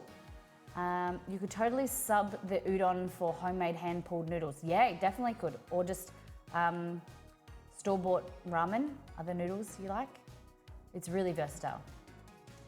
I make mushroom and risotto a lot. Next time I'll give the actual recipe a try and leave a comment. Love that. Sound really daunting, but I've tried it before and it's not that hard so long as you don't mind a mix of sizes of your noodles. The handmade noodles, yeah. We should try and make noodles again. I've made ramen noodles a few times. But usually I make pasta. I never really made noodles. Overall, I love the burgers and the dumplings. Cool. I liked using the slaw for the rissoles. Rissoles, I think. I think that's how we spell it. Margot will tell us. Or the Australians will tell us. Delirium, how do you spell rissoles? Go ham. I'd also go ham on the dumplings because I had my gastric bypass and I can only eat small bites. Okay. Hope that's gone well for you, Kaza. Rissoles. There we go. That's how you spell it. Rissoles. Rissoles. See the Aussies. Good job, guys. It's gonna die. All right, we're gonna send you off over to Tabatai. Tabatai is in Japan again. The man is out and about in the Miyagi, Shiogama, Miyagi. I don't know exactly what that is, where that is. But he's in Japan IRL. So Tabatai is an amazing cooking streamer, but he's in Japan, so he's doing some IRL stuff. So we're gonna jump over there, we're gonna raid him. And how to poach an egg, and we're doing Eggs Benedict on Monday. Possibly change. We might even do that and some organization and things like that. I'm not sure yet how it's gonna go, but it's gonna be really chilled, relaxed stream, something different. I'm gonna show you the tips and tricks to poaching eggs, and then we're gonna make that into Eggs Benny. Super easy, make hollandaise as well. It's gonna be so good. Thank you everyone who has supported the channel today. Joined the stream as a sub. Matala resub for 34 months. Inquisivert, first month of 3 months. Subbing for 3 months in a row was amazing. Peace One, 41 months, and Better Than Jeebus, 1 of 5 months. And then, hold on. 100 bits from Mr. Mina. And then it was just the sub, 1 sub. What was that? Take care, brush your hair, be good to yourself and those around you.